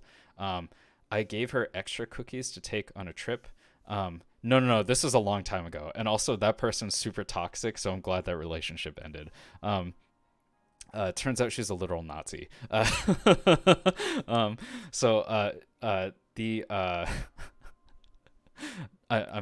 actually kind of serious about that one. Just not from Germany. But like she I gave her some extra cookies. She took them on her trip, and then I can definitely tell that story. Well, no, I should not tell that story on stream. That's not nice. But she was a horrible person. And our mutual friend, and I thought like stuff I learned about her after was like all things that were told to make me feel better. And then like some of our mutual friends were like, oh yeah, no, she was like extremely racist. And it was like very uncomfortable interacting with her sometimes because it's like, wow, that's really bad. But yeah, and then also she may have been encouraging some genocide against people. So yeah, she was a horrible person. And it is confusing because she was one of those people who very much likes people of East Asian descent. So that was why she ended up with me. And then she very much liked my arm. She made that very clear to me. But yeah, anyway, I made her these cookies, and I made a bunch of cookies. I gave her a bunch to take on her trip. So it's like, you know, if you can't eat anything, they're not healthy for you, but like at least you get calories and whatever. And she was sitting next to someone on a bus, and they ended up talking, and this her new bus friend asked her like, where did you get these cookies? Because they look fantastic. And my at the time girlfriend gave her one of my cookies, and her new friend was like, wait, your boyfriend made these? Like, I seriously thought that like a professional kitchen made them for you, and they're amazing. But like the variation I made on the New York Times cookie recipe was I tried extremely hard to find a espresso dark chocolate bar that didn't have grit in it, and then I replaced half the cookies with the espresso dark chocolate, and like that was excellent. The coffee flavor like actually was like somewhat haunting. Like it had like undertones throughout each bite. And because there were bars and not chips, that meant that like I would cut them with a knife essentially, and they would make like stracciatella style like slivers and speckles into the cookie, so they were more evenly distributed than the chips. So you ended up just giving that flavor and then like a very rich chocolate. I can't find those bars anymore, which is really unfortunate. But like, yeah, I like cookies. My favorite cookie, and this is a hot take, a well done oatmeal raisin is my favorite cookie. Which is like is really weird, but like poorly done oatmeal raisin cookies are awful. But like good ones where there's actually like a decent amount of fruit in them, and the sweetness actually balances whatever like oaty flavor, and you have like a little bit of spice like cinnamon and stuff in there, just to make things a little bit more interesting. I think those are excellent. Yeah. Let me see what else. Yeah, like otherwise, like sometimes I think crumble is basically just cake in cookie form, but that doesn't mean I don't like them. I will say last week I had the pecan pie cookie, and I really didn't like it. Because like it was fine, but also having had other cookies from Crumble, I was like, okay, I should just get the other cookies. But yeah, let me see. I gotta bake these cookies and try venture capitalists to try it. My best friend's family actually offered. They're like, you know, you can sell a bunch of shit on Instagram now. Why don't you just try to figure out how to like make a bunch of these in bulk and sell them? And I was like, honestly, like these cookies are extremely expensive. Just in like the New York Times cookie is like an amalgamation of all the like fanciest bakeries cookies in New York. And they're like, when the recipe was published in like 2004 or something, the bakers are like, you know, we charge like $5 for these cookies, right? So like, I think I did rough math, and I was like, I think if I were to sell these individually, like one of these cookies would probably have to cost $9 for me to make a profit. Because it was like, the components were expensive, especially the espresso chocolate, but also the labor was expensive because you had to store the dough for 2 days and let it like cure, and then you would bake it. But yeah. But my friend's family were like, well, you never know, you should just give it a try. And I was like, how very supportive. Let me see. I'm glad there are other oatmeal raisin people here. in the category of disappointing oatmeal raisin. When it's like not good, it's disappointing. I do not like oatmeal chocolate chip. I think something about the flavor of the oatmeal like dough or batter mixed with chocolate, I think doesn't have enough contrast in it, so I end up like not liking it at all. I don't know if that's a hot take or not, but I feel this. I kind of feel the same way about oatmeal chocolate chip that I feel about maple mayonnaise. There was a burger place where I went to grad school where they sold sweet potato fries with maple mayonnaise, and I hated that. The sweet potato fries were fine, but I didn't like that the maple mayonnaise was the dipping sauce, because it just felt like adding sweet to sweet with like a little bit of fat. And I was like, I think you want some complexity in the flavor, right? So like, I think my friend asked like, well, then what would you do differently? And I was like, I would do maple mustard, because you can like get a little bit of the like sour-ish heat, but you mix it, even if you sweeten it a lot with the maple syrup, you get like a kick of something different. And would like, I tried it when I went home. I was like, well, it heightens the sweet potato flavor. So like, I don't know, that's what I like. I'm now a baking streamer, and I edit these baking streams into real nice videos to funnel people to Twitch. Okay, yeah, this is the Trojan horse effect of like, oh yeah, my name's Chrono, I do baking. Also, once you're here, we're doing data science. The first stream I did, I think technically the first stream I ever did was me making or trying to make soba noodles for the very first time. I had like not figured out any of the stuff. I had a thing to hook up my real camera to a computer, and then my friends, we hadn't seen each other in a long time because it was the beginning of the pandemic, and I was like, do you guys just want to talk while like I try to make this apparently extremely difficult recipe? And then I made soba noodles, and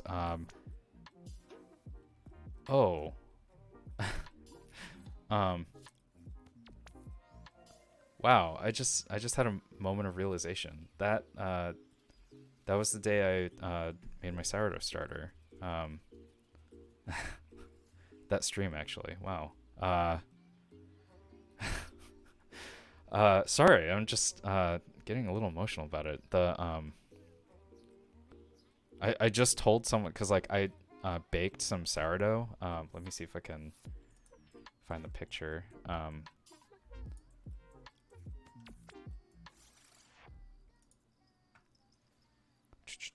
Looking for the picture from like today or yesterday. I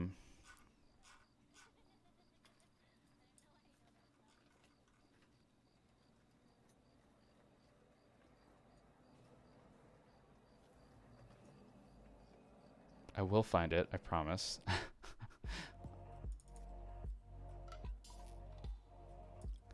This. So I baked this yesterday, last night. And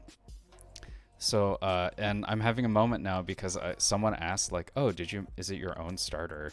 And I was like, oh yeah, it's like 2 years old. And that stream was when I first mixed it. And I remember thinking it was funny because like my friends were like, oh, look, we want to see you make it. And I was like, okay, well, according to the recipe, it's this much flour and then this much water, and then I stir it, and then I just let it sit in the jar for like 3 days, and I just like pushed it off to the side. And I was like, I guess that was an interesting part of the stream. We can watch it, I guess, ferment, but like I said, it's gonna take 3 days.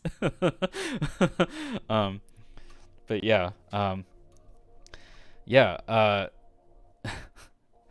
the YouTube is baking but streams Python. For real, my YouTube channel I think was going to be more photography focused anyway, and it was before. But yeah, and this particular dough, this bread, and it was temperamental, so it looks gorgeous, but then I cut it open and it was very sad.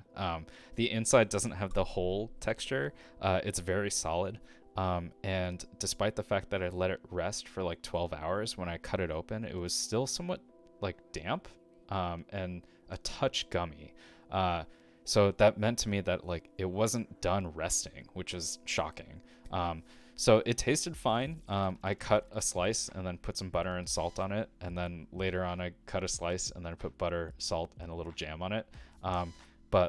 Yeah, so I'm trying to figure out what I did wrong, and there's a bunch of things that are on my list. Like, I technically overproofed it because I just didn't have time to deal with it. So it did like technically 24-hour proof, even though a bunch of it was in the fridge.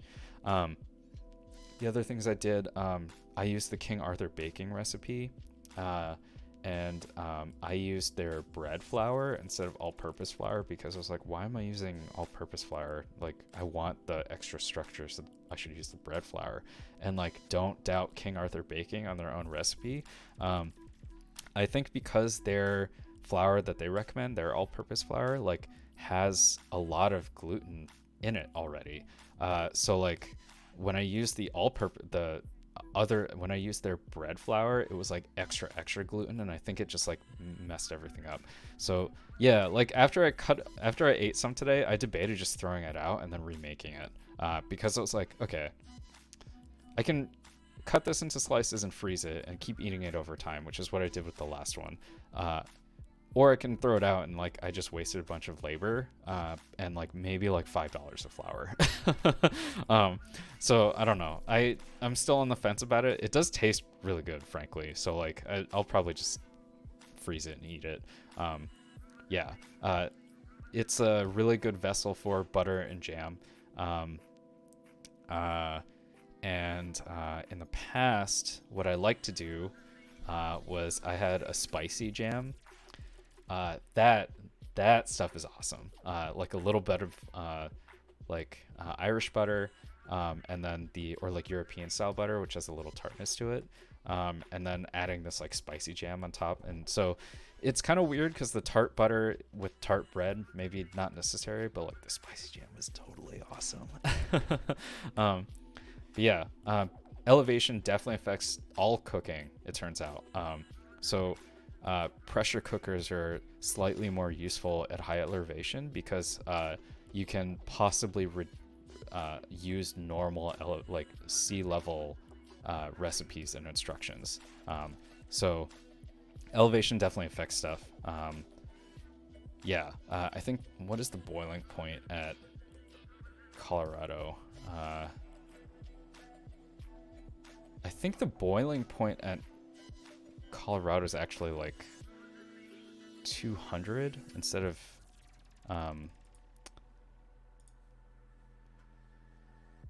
200 instead of 212.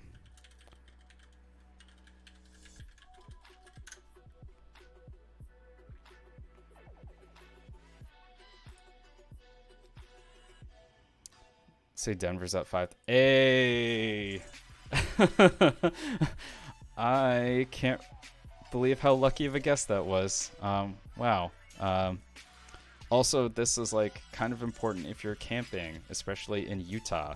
When I was backpacking and stuff in Utah, which is high desert, I forgot that Bryce Canyon is at like 7,000 feet of elevation. So when I was boiling water to cook my dehydrated food, it was actually only at 200, 197. And that was kind of why the freeze-dried stuff didn't really absorb water, because it wasn't at the correct temperature. One of the companies, they actually give you instructions on like how to cook their freeze-dried food at high elevation. And you add like 25% to your wait time. So like all of a sudden your dehydrated food takes like 25 minutes to cook or something. And it was just like, this is really, really annoying. And the other thing that I forgot back then was like, you are constantly losing heat because it's not insulated. So backpacking class I went to, one of the things that some of the people did was like, they took like insulated material and they just made sleeves. And the idea was like, you could take your freeze-dried food and open the bag, put it in the sleeves, and then pour your water in and then just close it up. And then it's not quite adiabatic, so there's going to be some heat transfer to the environment, but it was definitely better than just like letting the bag sit, especially if it was windy. So yeah, and because they're backpackers, like weight was a huge concern, so these sleeves are like actually pretty light. But yeah, yeah, okay.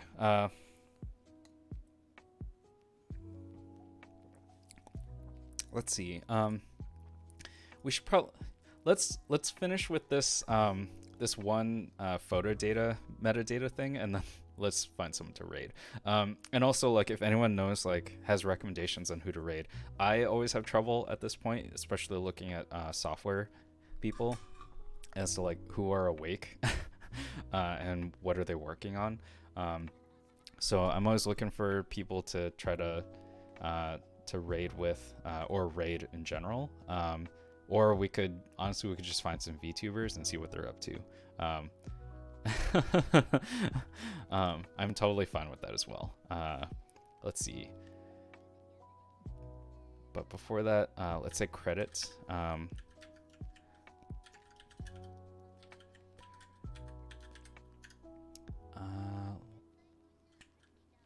Maybe we'll keep caption actually, just in case it has that alt text in there for screen readers.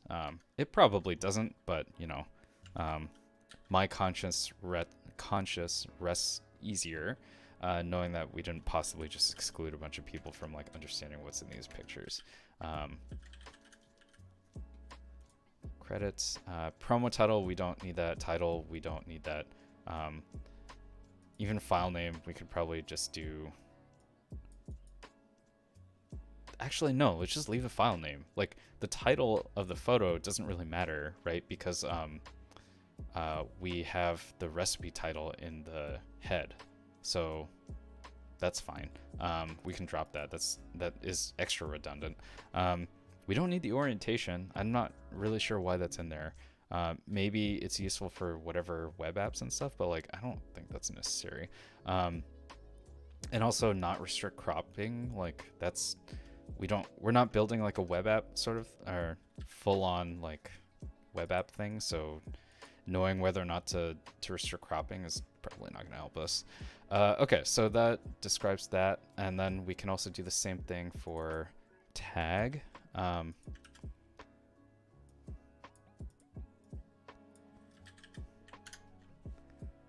Okay, so there's 1, 2, 3, 4, 5, 6, 7 things here.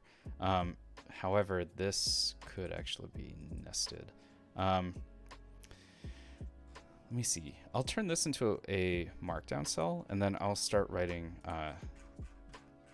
Let's go up here. There should be. Yeah, here we go. To do. Try to determine consistency of nested data structures. Sorry, we just took like a hard pivot back into code. I know we're talking about food and stuff, and I was like, oh, maybe this is a sign to stop, but I just wanted to finish wrapping this stuff up. Let's see. You can recommend our VTubers. Again, totally cool. And then Ghibli, you don't know any of the ones currently on. Yeah, and that I totally understand. Like every time I check, it's like I feel bad about raiding so late at night because for my own sake, like I would prefer to do a raid and run so I can just go to sleep. But then I also feel bad if there's only like 1 or 2 viewers because it's like, well, even if you raid with like 2 people or however many people, like I feel a little bit obligated to stick around for a little bit. And especially when there's like not very many viewers because it's like, oh, I don't know. I feel like that hurts a little if it's like, oh, person raided and then they immediately left. Yeah. Let me see. Oh yeah, try to determine consistency of data structures. So like, is the photo data or number of things inside photo data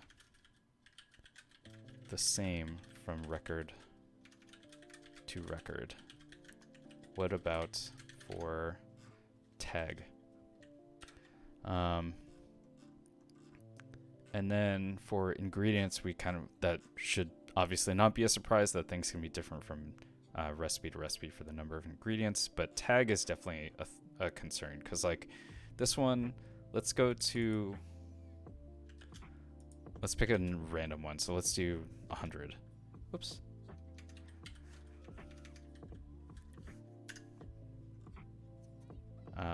Like category, name, URL, badge alt text.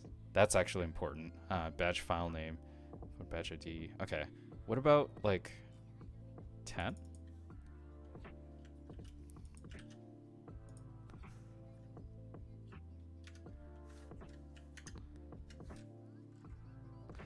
I'm trying to determine where, like some of these things I thought said cuisine. Here we go. So that's 1 and 2. Okay.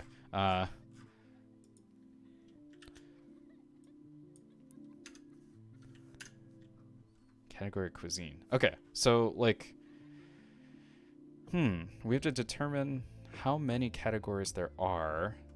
I don't know if it's all that helpful to do category by ingredient. That seems kind of weird. What is that recipe? Pickle brined fried chicken. Delicious, but also a recipe. And I wonder if the tag focus is more like a focus, like the category, they're singling out, in this case, chicken, which I don't really think is all that necessary.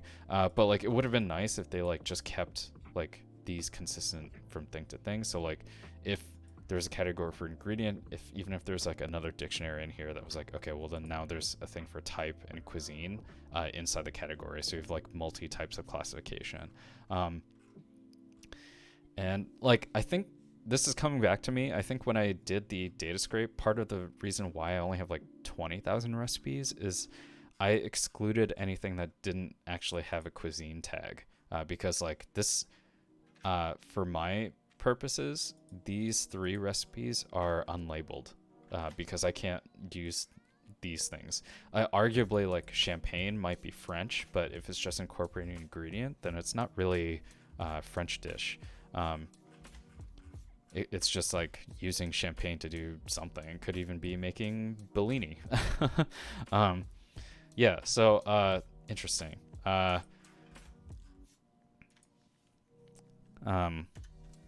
And the age-old question, how to handle nulls.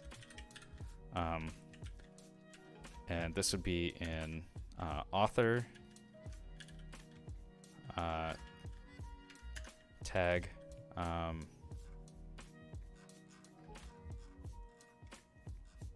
that might be it for now. Let's see. I think it'd actually be handy if we kept the publication date. Convert pub date to actual timestamp. Convert scrape date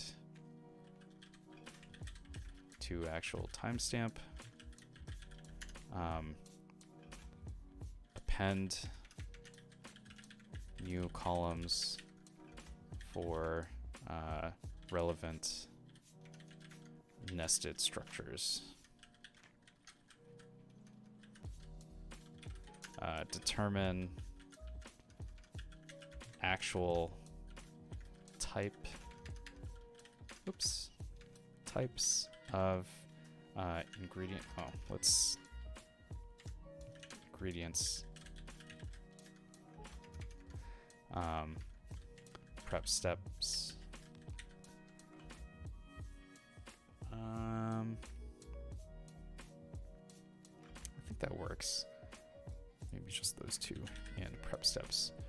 Did I say prep steps? I did. Okay, prep steps.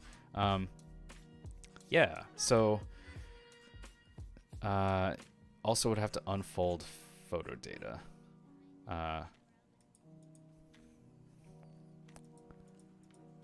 And unfold them, that part is actually kind of tedious. Let's see. Though if you say, hey, hate to go, need to sleep, I'm sure they'll appreciate it. people get it, even if your rate is quiet. The extra lurkers help their streams become more visible. Okay, cool. All right, well, we did a little bit of EDA. We've written down a list of things to do in the notebook, and those things can also be added to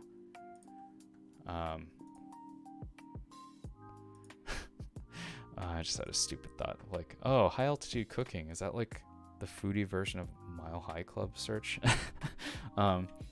This is stupid. Okay, so for today's stream notes,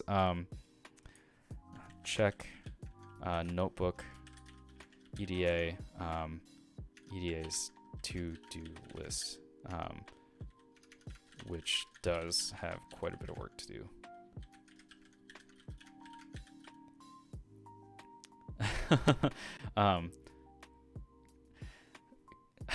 I think some corny joke neurons are firing. That's my secret. They're always firing. So I was at a party when I moved across country in 2017 to come to California, and I visited my friend in Idaho who was roommates with a bunch of geologists. And one of the things I said was, I was like, at this point, a few drinks in, so I had less of a filter. But after like the 8th person introduced me as a geologist, I said really loudly, like, hey, do any of you like introduce yourselves by saying I went to the School of Hard Rocks? And my friend who was the host had like, he started laughing but was like upset at himself, and he like walked out of the room in his own house. He was like, I can't be here. And a bunch, like, the room went quiet, and a couple people were like, I think the person I mostly was talking to, I think my opinion is that he was upset he never thought about making that pun before. And I like took it from all of these geologists, and I was like, it was right there. But yeah, that was the other one I had. My friend was asking, can lemons go bad? And I remembered that has actually happened to me. Like, they get moldy and stuff. But it was shocking to her because she was like, but there's so much acid that you'd think that they wouldn't go bad. But I told her, like, they do get moldy if they get old. And I was like, and when lemons go bad, it fills you with lament. And her now husband, who was also into puns, started shaking his head. And he told me after, it's like, I would have never thought of that pun, and it's a little upsetting. But yeah, rock those geology puns. Yeah. All right, let's okay, so probably incomplete stream notes. What did we talk about? Detoured into cookies. We're not going to talk about my Nazi ex. We're just going to say we detoured into cookies. And I will say that, like, if people can find reasonably priced supply of espresso dark chocolate,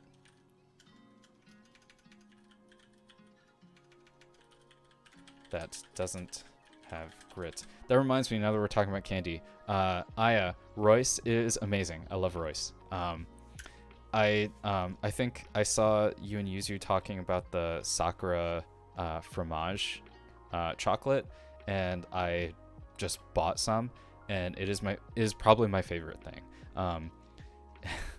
The way I described it was like it tastes kind of like you're eating like a strawberry custard, because it has like a very subtle sort of fruitiness to it, in my opinion. And then the softness of the chocolate, and like the richness that the cheese adds is like very, it felt to me and tasted to me like very custardy. And it is like one of my favorite things. I really want to try the potato chip one if they have it as a Sakura form. But like so far from Royce, I've had the white chocolate potato chip, the matcha, and the sakura, and they're all amazing. So I have to stop going to there because I know every time I go, I'm gonna walk out with one of those like foil insulating bags.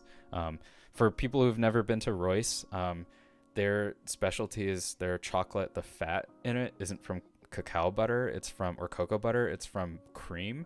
So like it has to be refrigerated or else it goes bad. So they give you like an ice pack and stuff when you leave because it's like it won't keep. And it's so good. Even like fresh out of the fridge, it's like still soft. Might have a piece before bed. I shouldn't. I won't. Yes, thank you for the props about Lament. Yeah, okay, so for the notes today, we talked about Grow with Google, and I can add that link later, and suggested especially for those doing Pivot. So that, for if you missed it, Grow with Google is like there's a collection of classes, and they can teach some stuff like related to IT, digital marketing, and data analytics. They were claiming that like the median salary for data analytics was like 77,000. When I saw it earlier, it said 64. So something happened in like 3 hours where it just jumped by $13,000. I'm not sure where they get their metrics from. Data analytics, like they were saying that like these will put you on a ideal path to like a junior data analyst role. And like I'm not really sure what they consider, what market they're looking at for salary. I'm not saying it's wrong. I just like literally don't know what their data is. In some places, like I remember when I applied to, I saw a LinkedIn post in late 2019 for a data analyst position at, I want to say Pinterest. And LinkedIn estimated that the salary was going to be like 60,000, which was like really is a lot, right? And in the scope of things is a lot. In the Bay Area, it's pretty bad. So I was like, I'm pretty sure LinkedIn has this wrong because like even Pinterest is like not going to expect someone to live in San Francisco for $60,000. Like I guess for people who don't know, if you live in San Francisco and you don't have dependents, I think you're considered poverty level if you make 84. If you have one dependent, you're poverty level if you make 106, I think. So like expecting someone to live and work in San Francisco for 60 is like very rough, especially if you're in tech. But I mean, it is still, on the grand scheme of things, it is actually a lot of money. But like, I'm not sure who their employers were. The nice thing about the Grow with Google thing is like technically when you get your certificate, which is done through Coursera, it puts you in their employment pool. So like you should have easier access to recruiters for different companies. So if that's the kind of stuff you're looking for, then like maybe that's a good fit. What was I gonna say? Yeah, so I'll put that in the links, and I'll try to remember to pretty these up and publish them faster.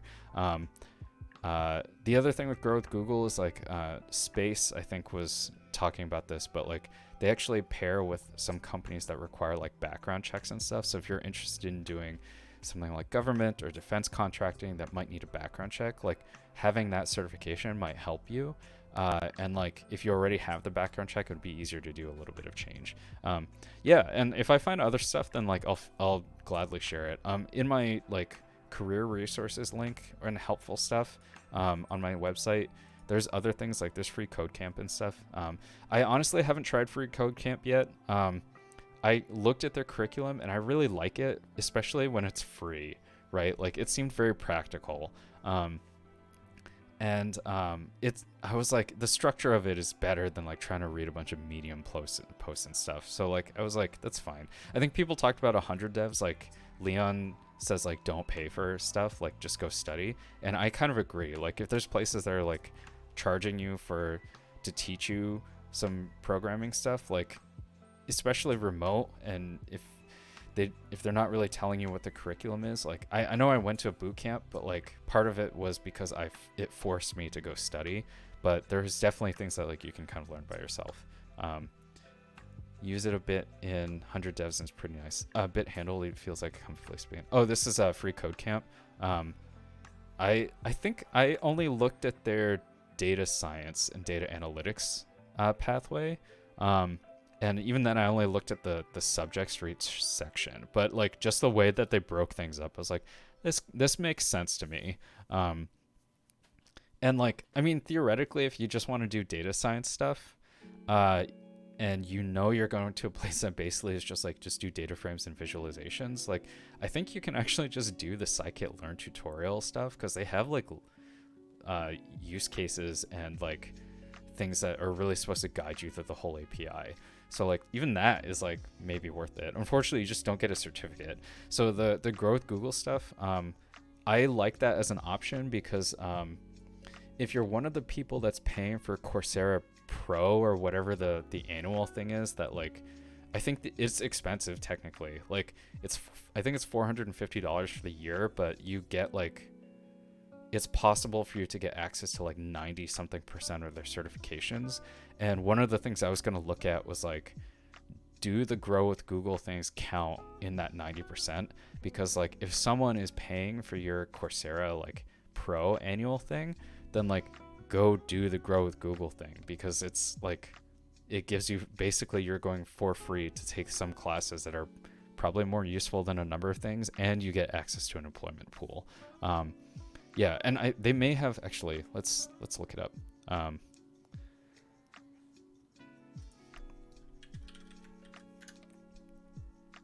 But I will also say, if you're focusing on something right now to study, go finish that thing.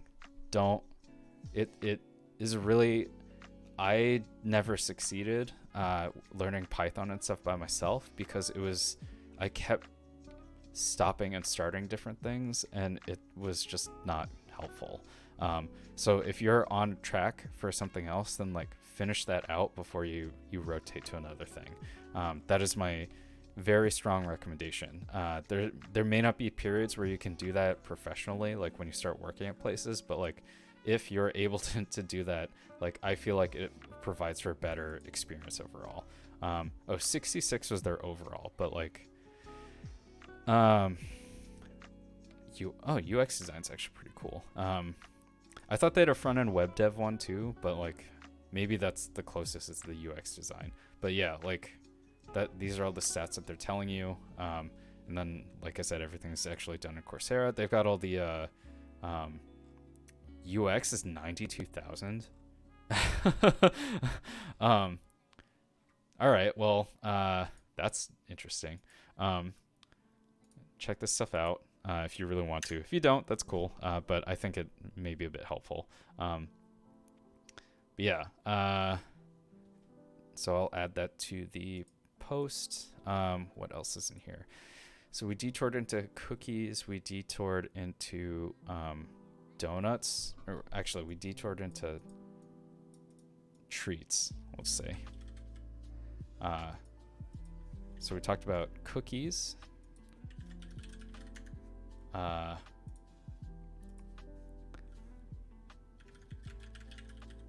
Royce is choice.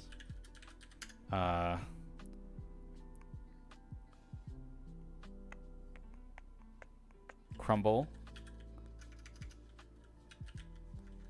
is great. Stan's Donuts in Santa Clara is life-changing when they're fresh from the fryer.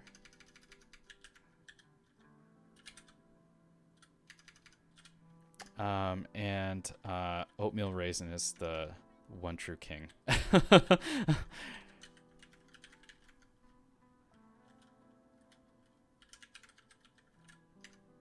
One true one thing to rule them all. Let's do that one. What else? Candy. We did Sugarfina. Gummies are pretty good. Healthy gummies are a meh. Jerky.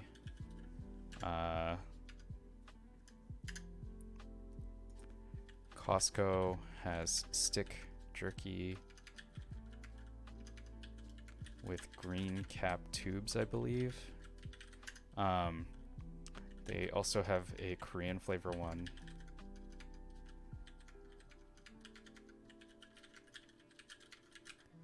This is from Aya.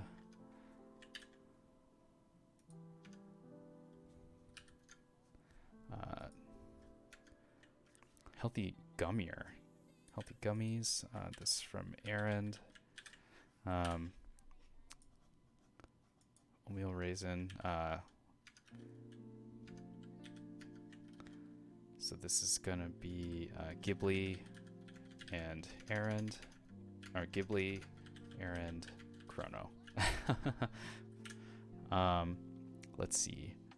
Royce is Aya and Yuzu. Crumble is great, and I think is also Aya.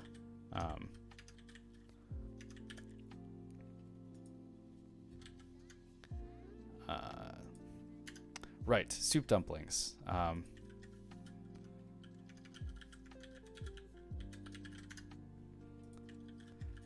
Din Tai Fung is overrated. Feel free to ask Chrono about places in the Bay. Sorry, SF Bay Area.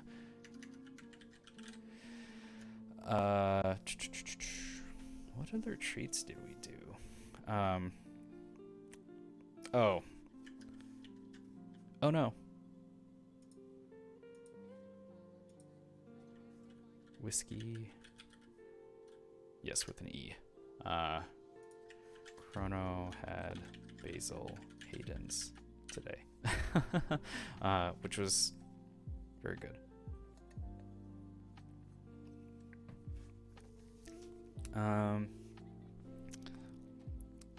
And did exploratory data analysis on Epicurus dataset scraped from 2017.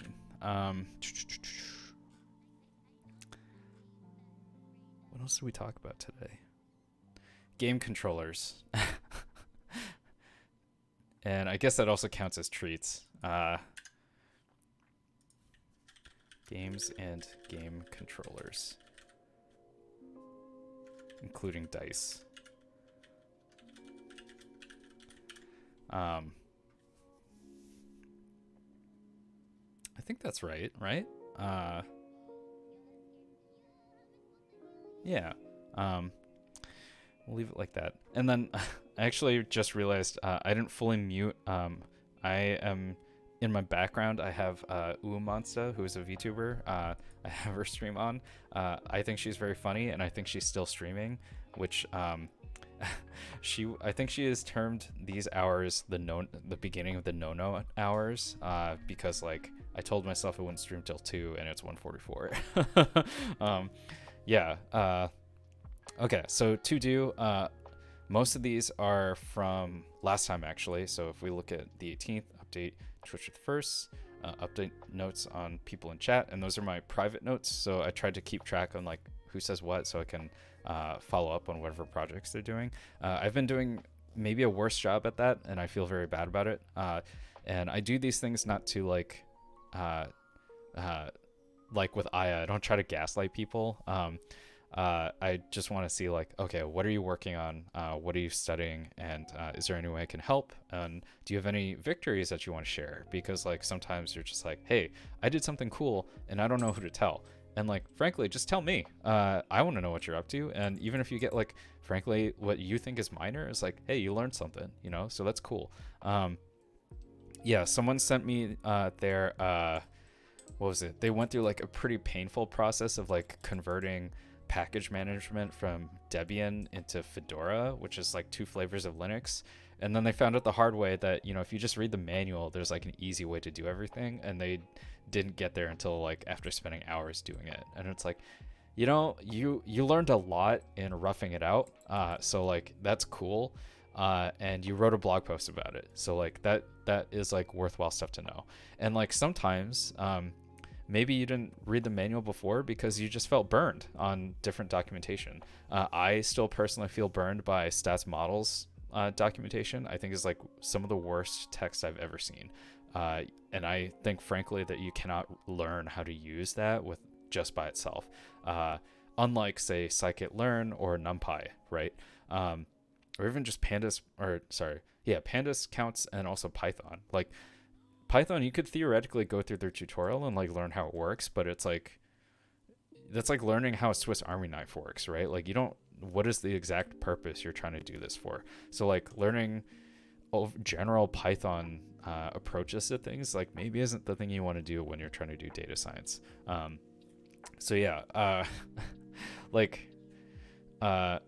I will never stop talking about how bad the stats models documentation is. It is truly awful, and I don't understand how like they just don't fix more of their documentation. Maybe that is a thing that I can people, not me, I don't feel like doing that. But if people wanted to like go through and say like, do you want to contribute to open source, like trying to actually work through their tutorials and stuff and try to make sense of it to let other people use it might be a good learning exercise to learn stats models, and also a way to contribute to open source. When I was at Flatiron, I asked my instructor a question about how I believe it was scikit-learn was handling something, and it kept giving like a warning and an error. And my coach looked at it and she was like, that's interesting. You found something that doesn't work. And as in it doesn't work according to what their error and warning actually say should do. So like, do you mind if I submit this issue on their GitHub? Because like, I understand what they're trying to do, but I can see it's broken. And if you want to submit it, that's totally cool, but like, I can just do this for you and you can keep working. Or she was like, I can do it and just get my name attached to it. I'm like, yeah, go ahead. I don't care. So she actually issued a pull request with a code repair essentially to like fix some documentation, and she got it. It took a while, but it was like, oh, now she can actually check off like contributor to open source. And it was actually, and it's a big library. So like, I don't know. I think it's kind of cool.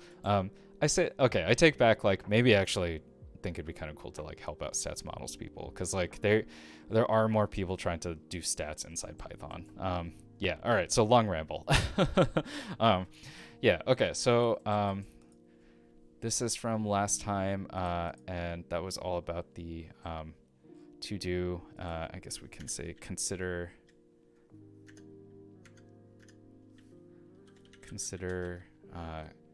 helping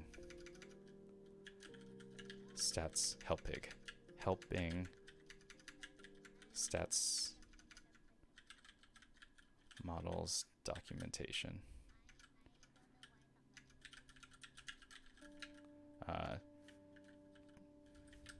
Chat can consider as well.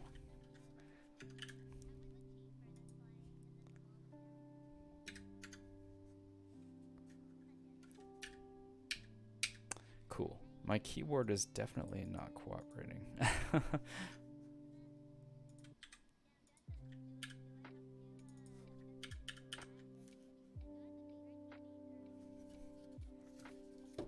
All right.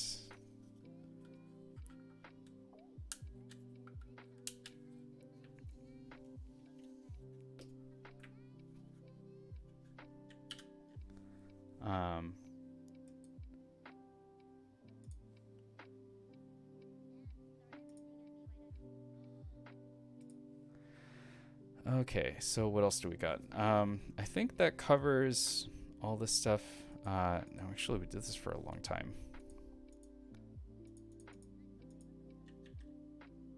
Why are you doing that? Okay. Actually make a schedule. So, oh, you're right. We're looking. All right. So that's carried over from there. Add the playlist of statistics classes to helpful resources. What was carried over from the to-do list from here? Consider adding Quarto supporter template. Maybe this can actually be added to the repo feature request.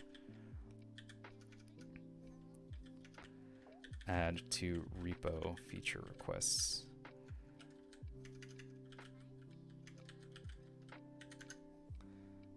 So that would be Quarto support.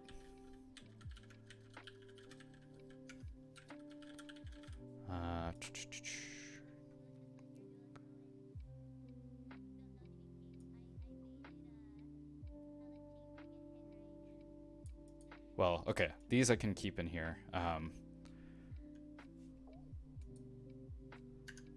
Check previous to-dos. Trying to maybe wrap things up a little bit because I'm starting to get sleepy. So let's save all these drafts and then let's find Twitch again. Okay. Who do we got? Software and game dev. Wow. There are 858 viewers in software and game dev and 181,000 in just chatting. I am always surprised at how many people are in just chatting, especially at like 2 a.m. So yeah.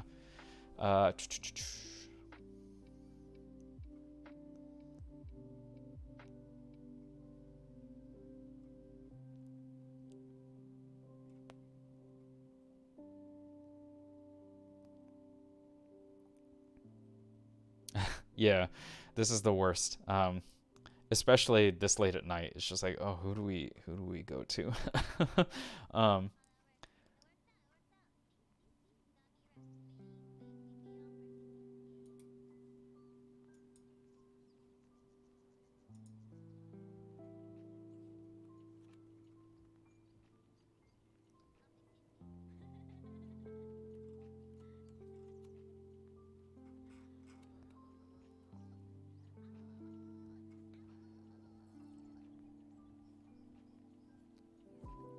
Top Ramens. I love that name. Let me look up their account.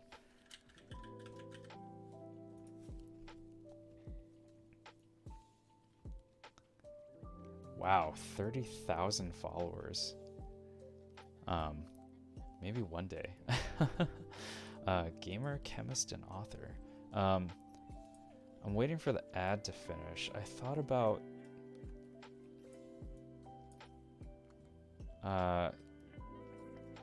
there is a web dev person, techie girl, who is doing some stuff, and she has 1,000 followers, which is obviously still a lot, but it would keep us in software and game dev. But let me see.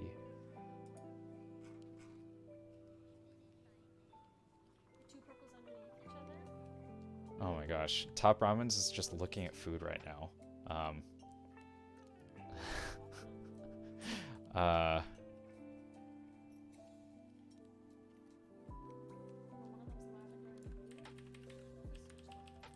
It is hard. There's a lot of 1 viewer or like less than 5 viewer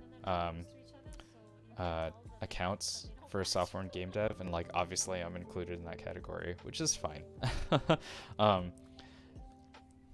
Feel like partly it's my fault for deciding to stream at like late. But yeah, but it is always hard to find, especially so I like one of the hard things with being a data scientist streamer is that software and game dev is like not entirely appropriate to what we're doing, because like we don't really write a lot of software and we definitely don't do game development. So when we get grouped into that, like sometimes we're actually very hard to find. So like yesterday's stream, people joined and they were like, yeah, you're actually using Python, which is like apparently not common in this category. And I was like, oh, interesting. Like a lot of the in the quick look I just took, like I see a lot of Godot and C++ because games. C++, but like not Python and not R. So like very different languages from the stuff that I'm doing. And Nick Wan, DataSci, who doesn't stream anymore, he was mostly working in Python and doing like data visualizations and stuff, which is like also not really software and game dev. So I actually asked him like, how do you feel about data scientists falling into this category? And he said like, I think it's not a good way to discover data scientists, and we should get to the point where like maybe we have a separate category. Yeah, we actually talked about that too. And thank you, Laukalt. I don't know if I'm pronouncing that correctly. Thank you for chatting. I'm seeing it's like your first time chatting, so I appreciate it. Coming out of the woodwork. We talked, me and Nick talked about like, is science and technology better? And he said like, well, kind of, but if you look at what they're doing, like they're actually doing like real science and talking about like, sometimes they talk about building robots and stuff. And like, that's also not what we do.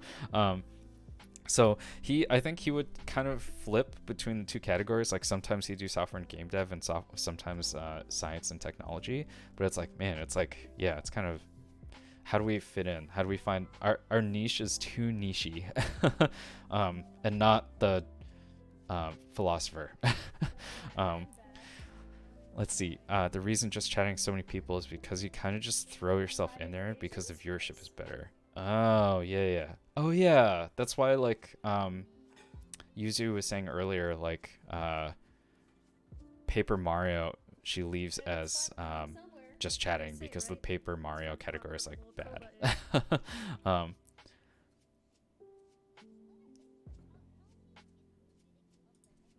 for following,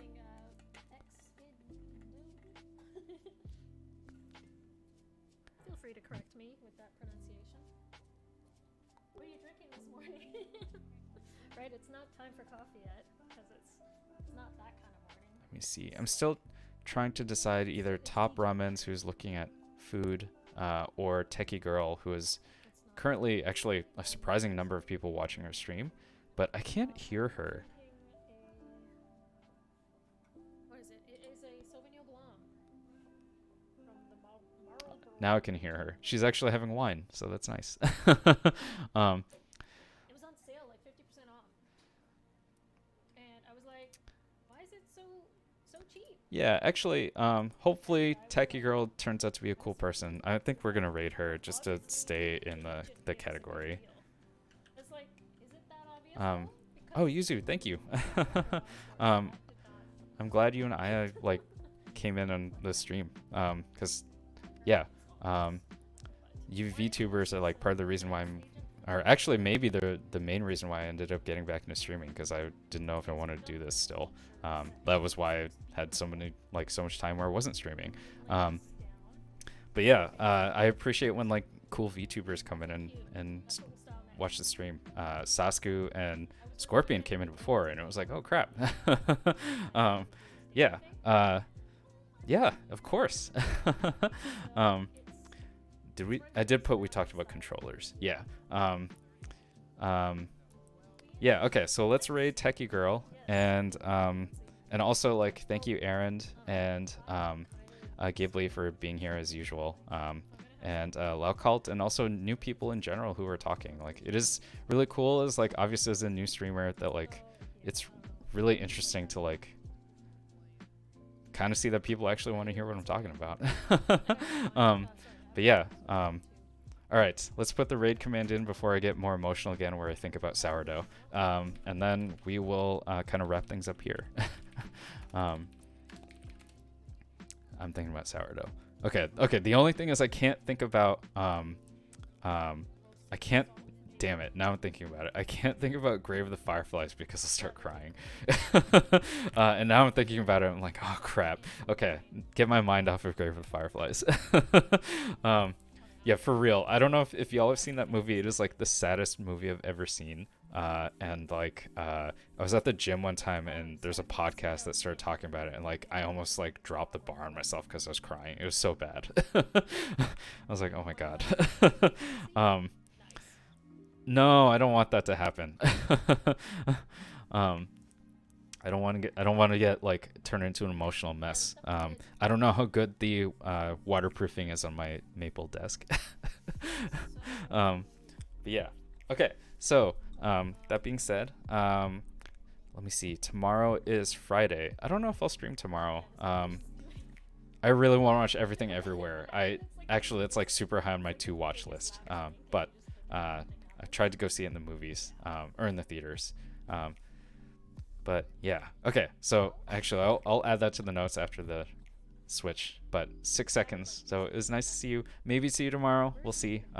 See how busy I am. Good night. All these like royalty-free songs have like people whispering in them, which is kind of weird. Chrono Zero, thank you so much for the raid.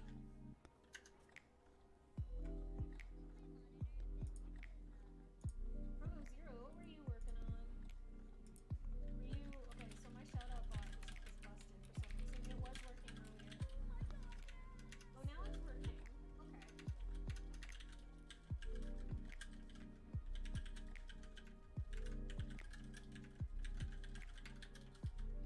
Oh, you don't have any bots, so I can't creep on you to see what you were doing.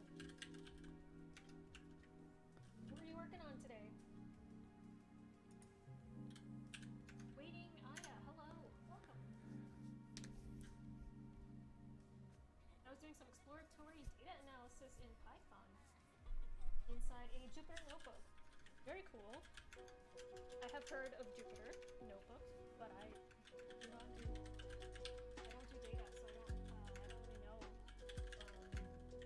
I don't really know what you were doing, but I'm assuming you were playing with some big data.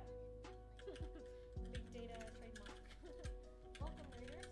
I am working on the marketing website for the period tracking app that I built. So I built an app in Android. Oh, let's go through the features and find out what it has. You can keep your data on the phone because the data entered in the app is stored locally on your device, not on any servers. It uses RIM database, which is basically an ORM for SQLite on Android. You can see your data in visualizations, like these little chart things going on. It's available in different languages. So if you speak another language and you want to help out, you can translate it in any of the languages in the project, or if you see a language that's not there and you want to help out, you can suggest it. Also, please note that I will be verifying all of the translations, so if there are any obscenities or inappropriate things, I won't be able to add the language to the project. Dark and light mode, and notification customization. So I don't know if any of y'all use a period tracker, but if you see like the notifications sometimes in some apps, they can be pretty wild, like too much, like really bold stuff, like talking about, I don't know.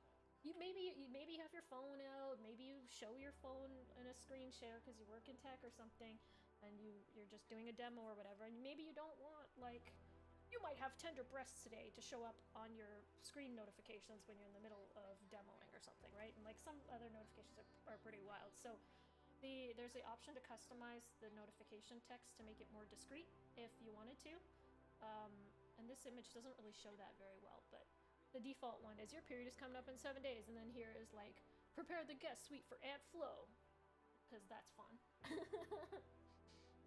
And then, yeah, you can import and export data in CSV format. So it's just like start date, end date format. So if you hate this app, but you have your data in it, you would just export it and bring it somewhere else. I'm sure they would support the date format, which is just YYYYMMDD.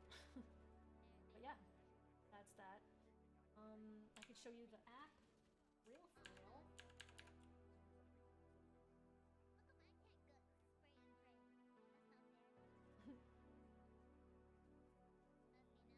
There's a calendar view which shows, so that's empty state.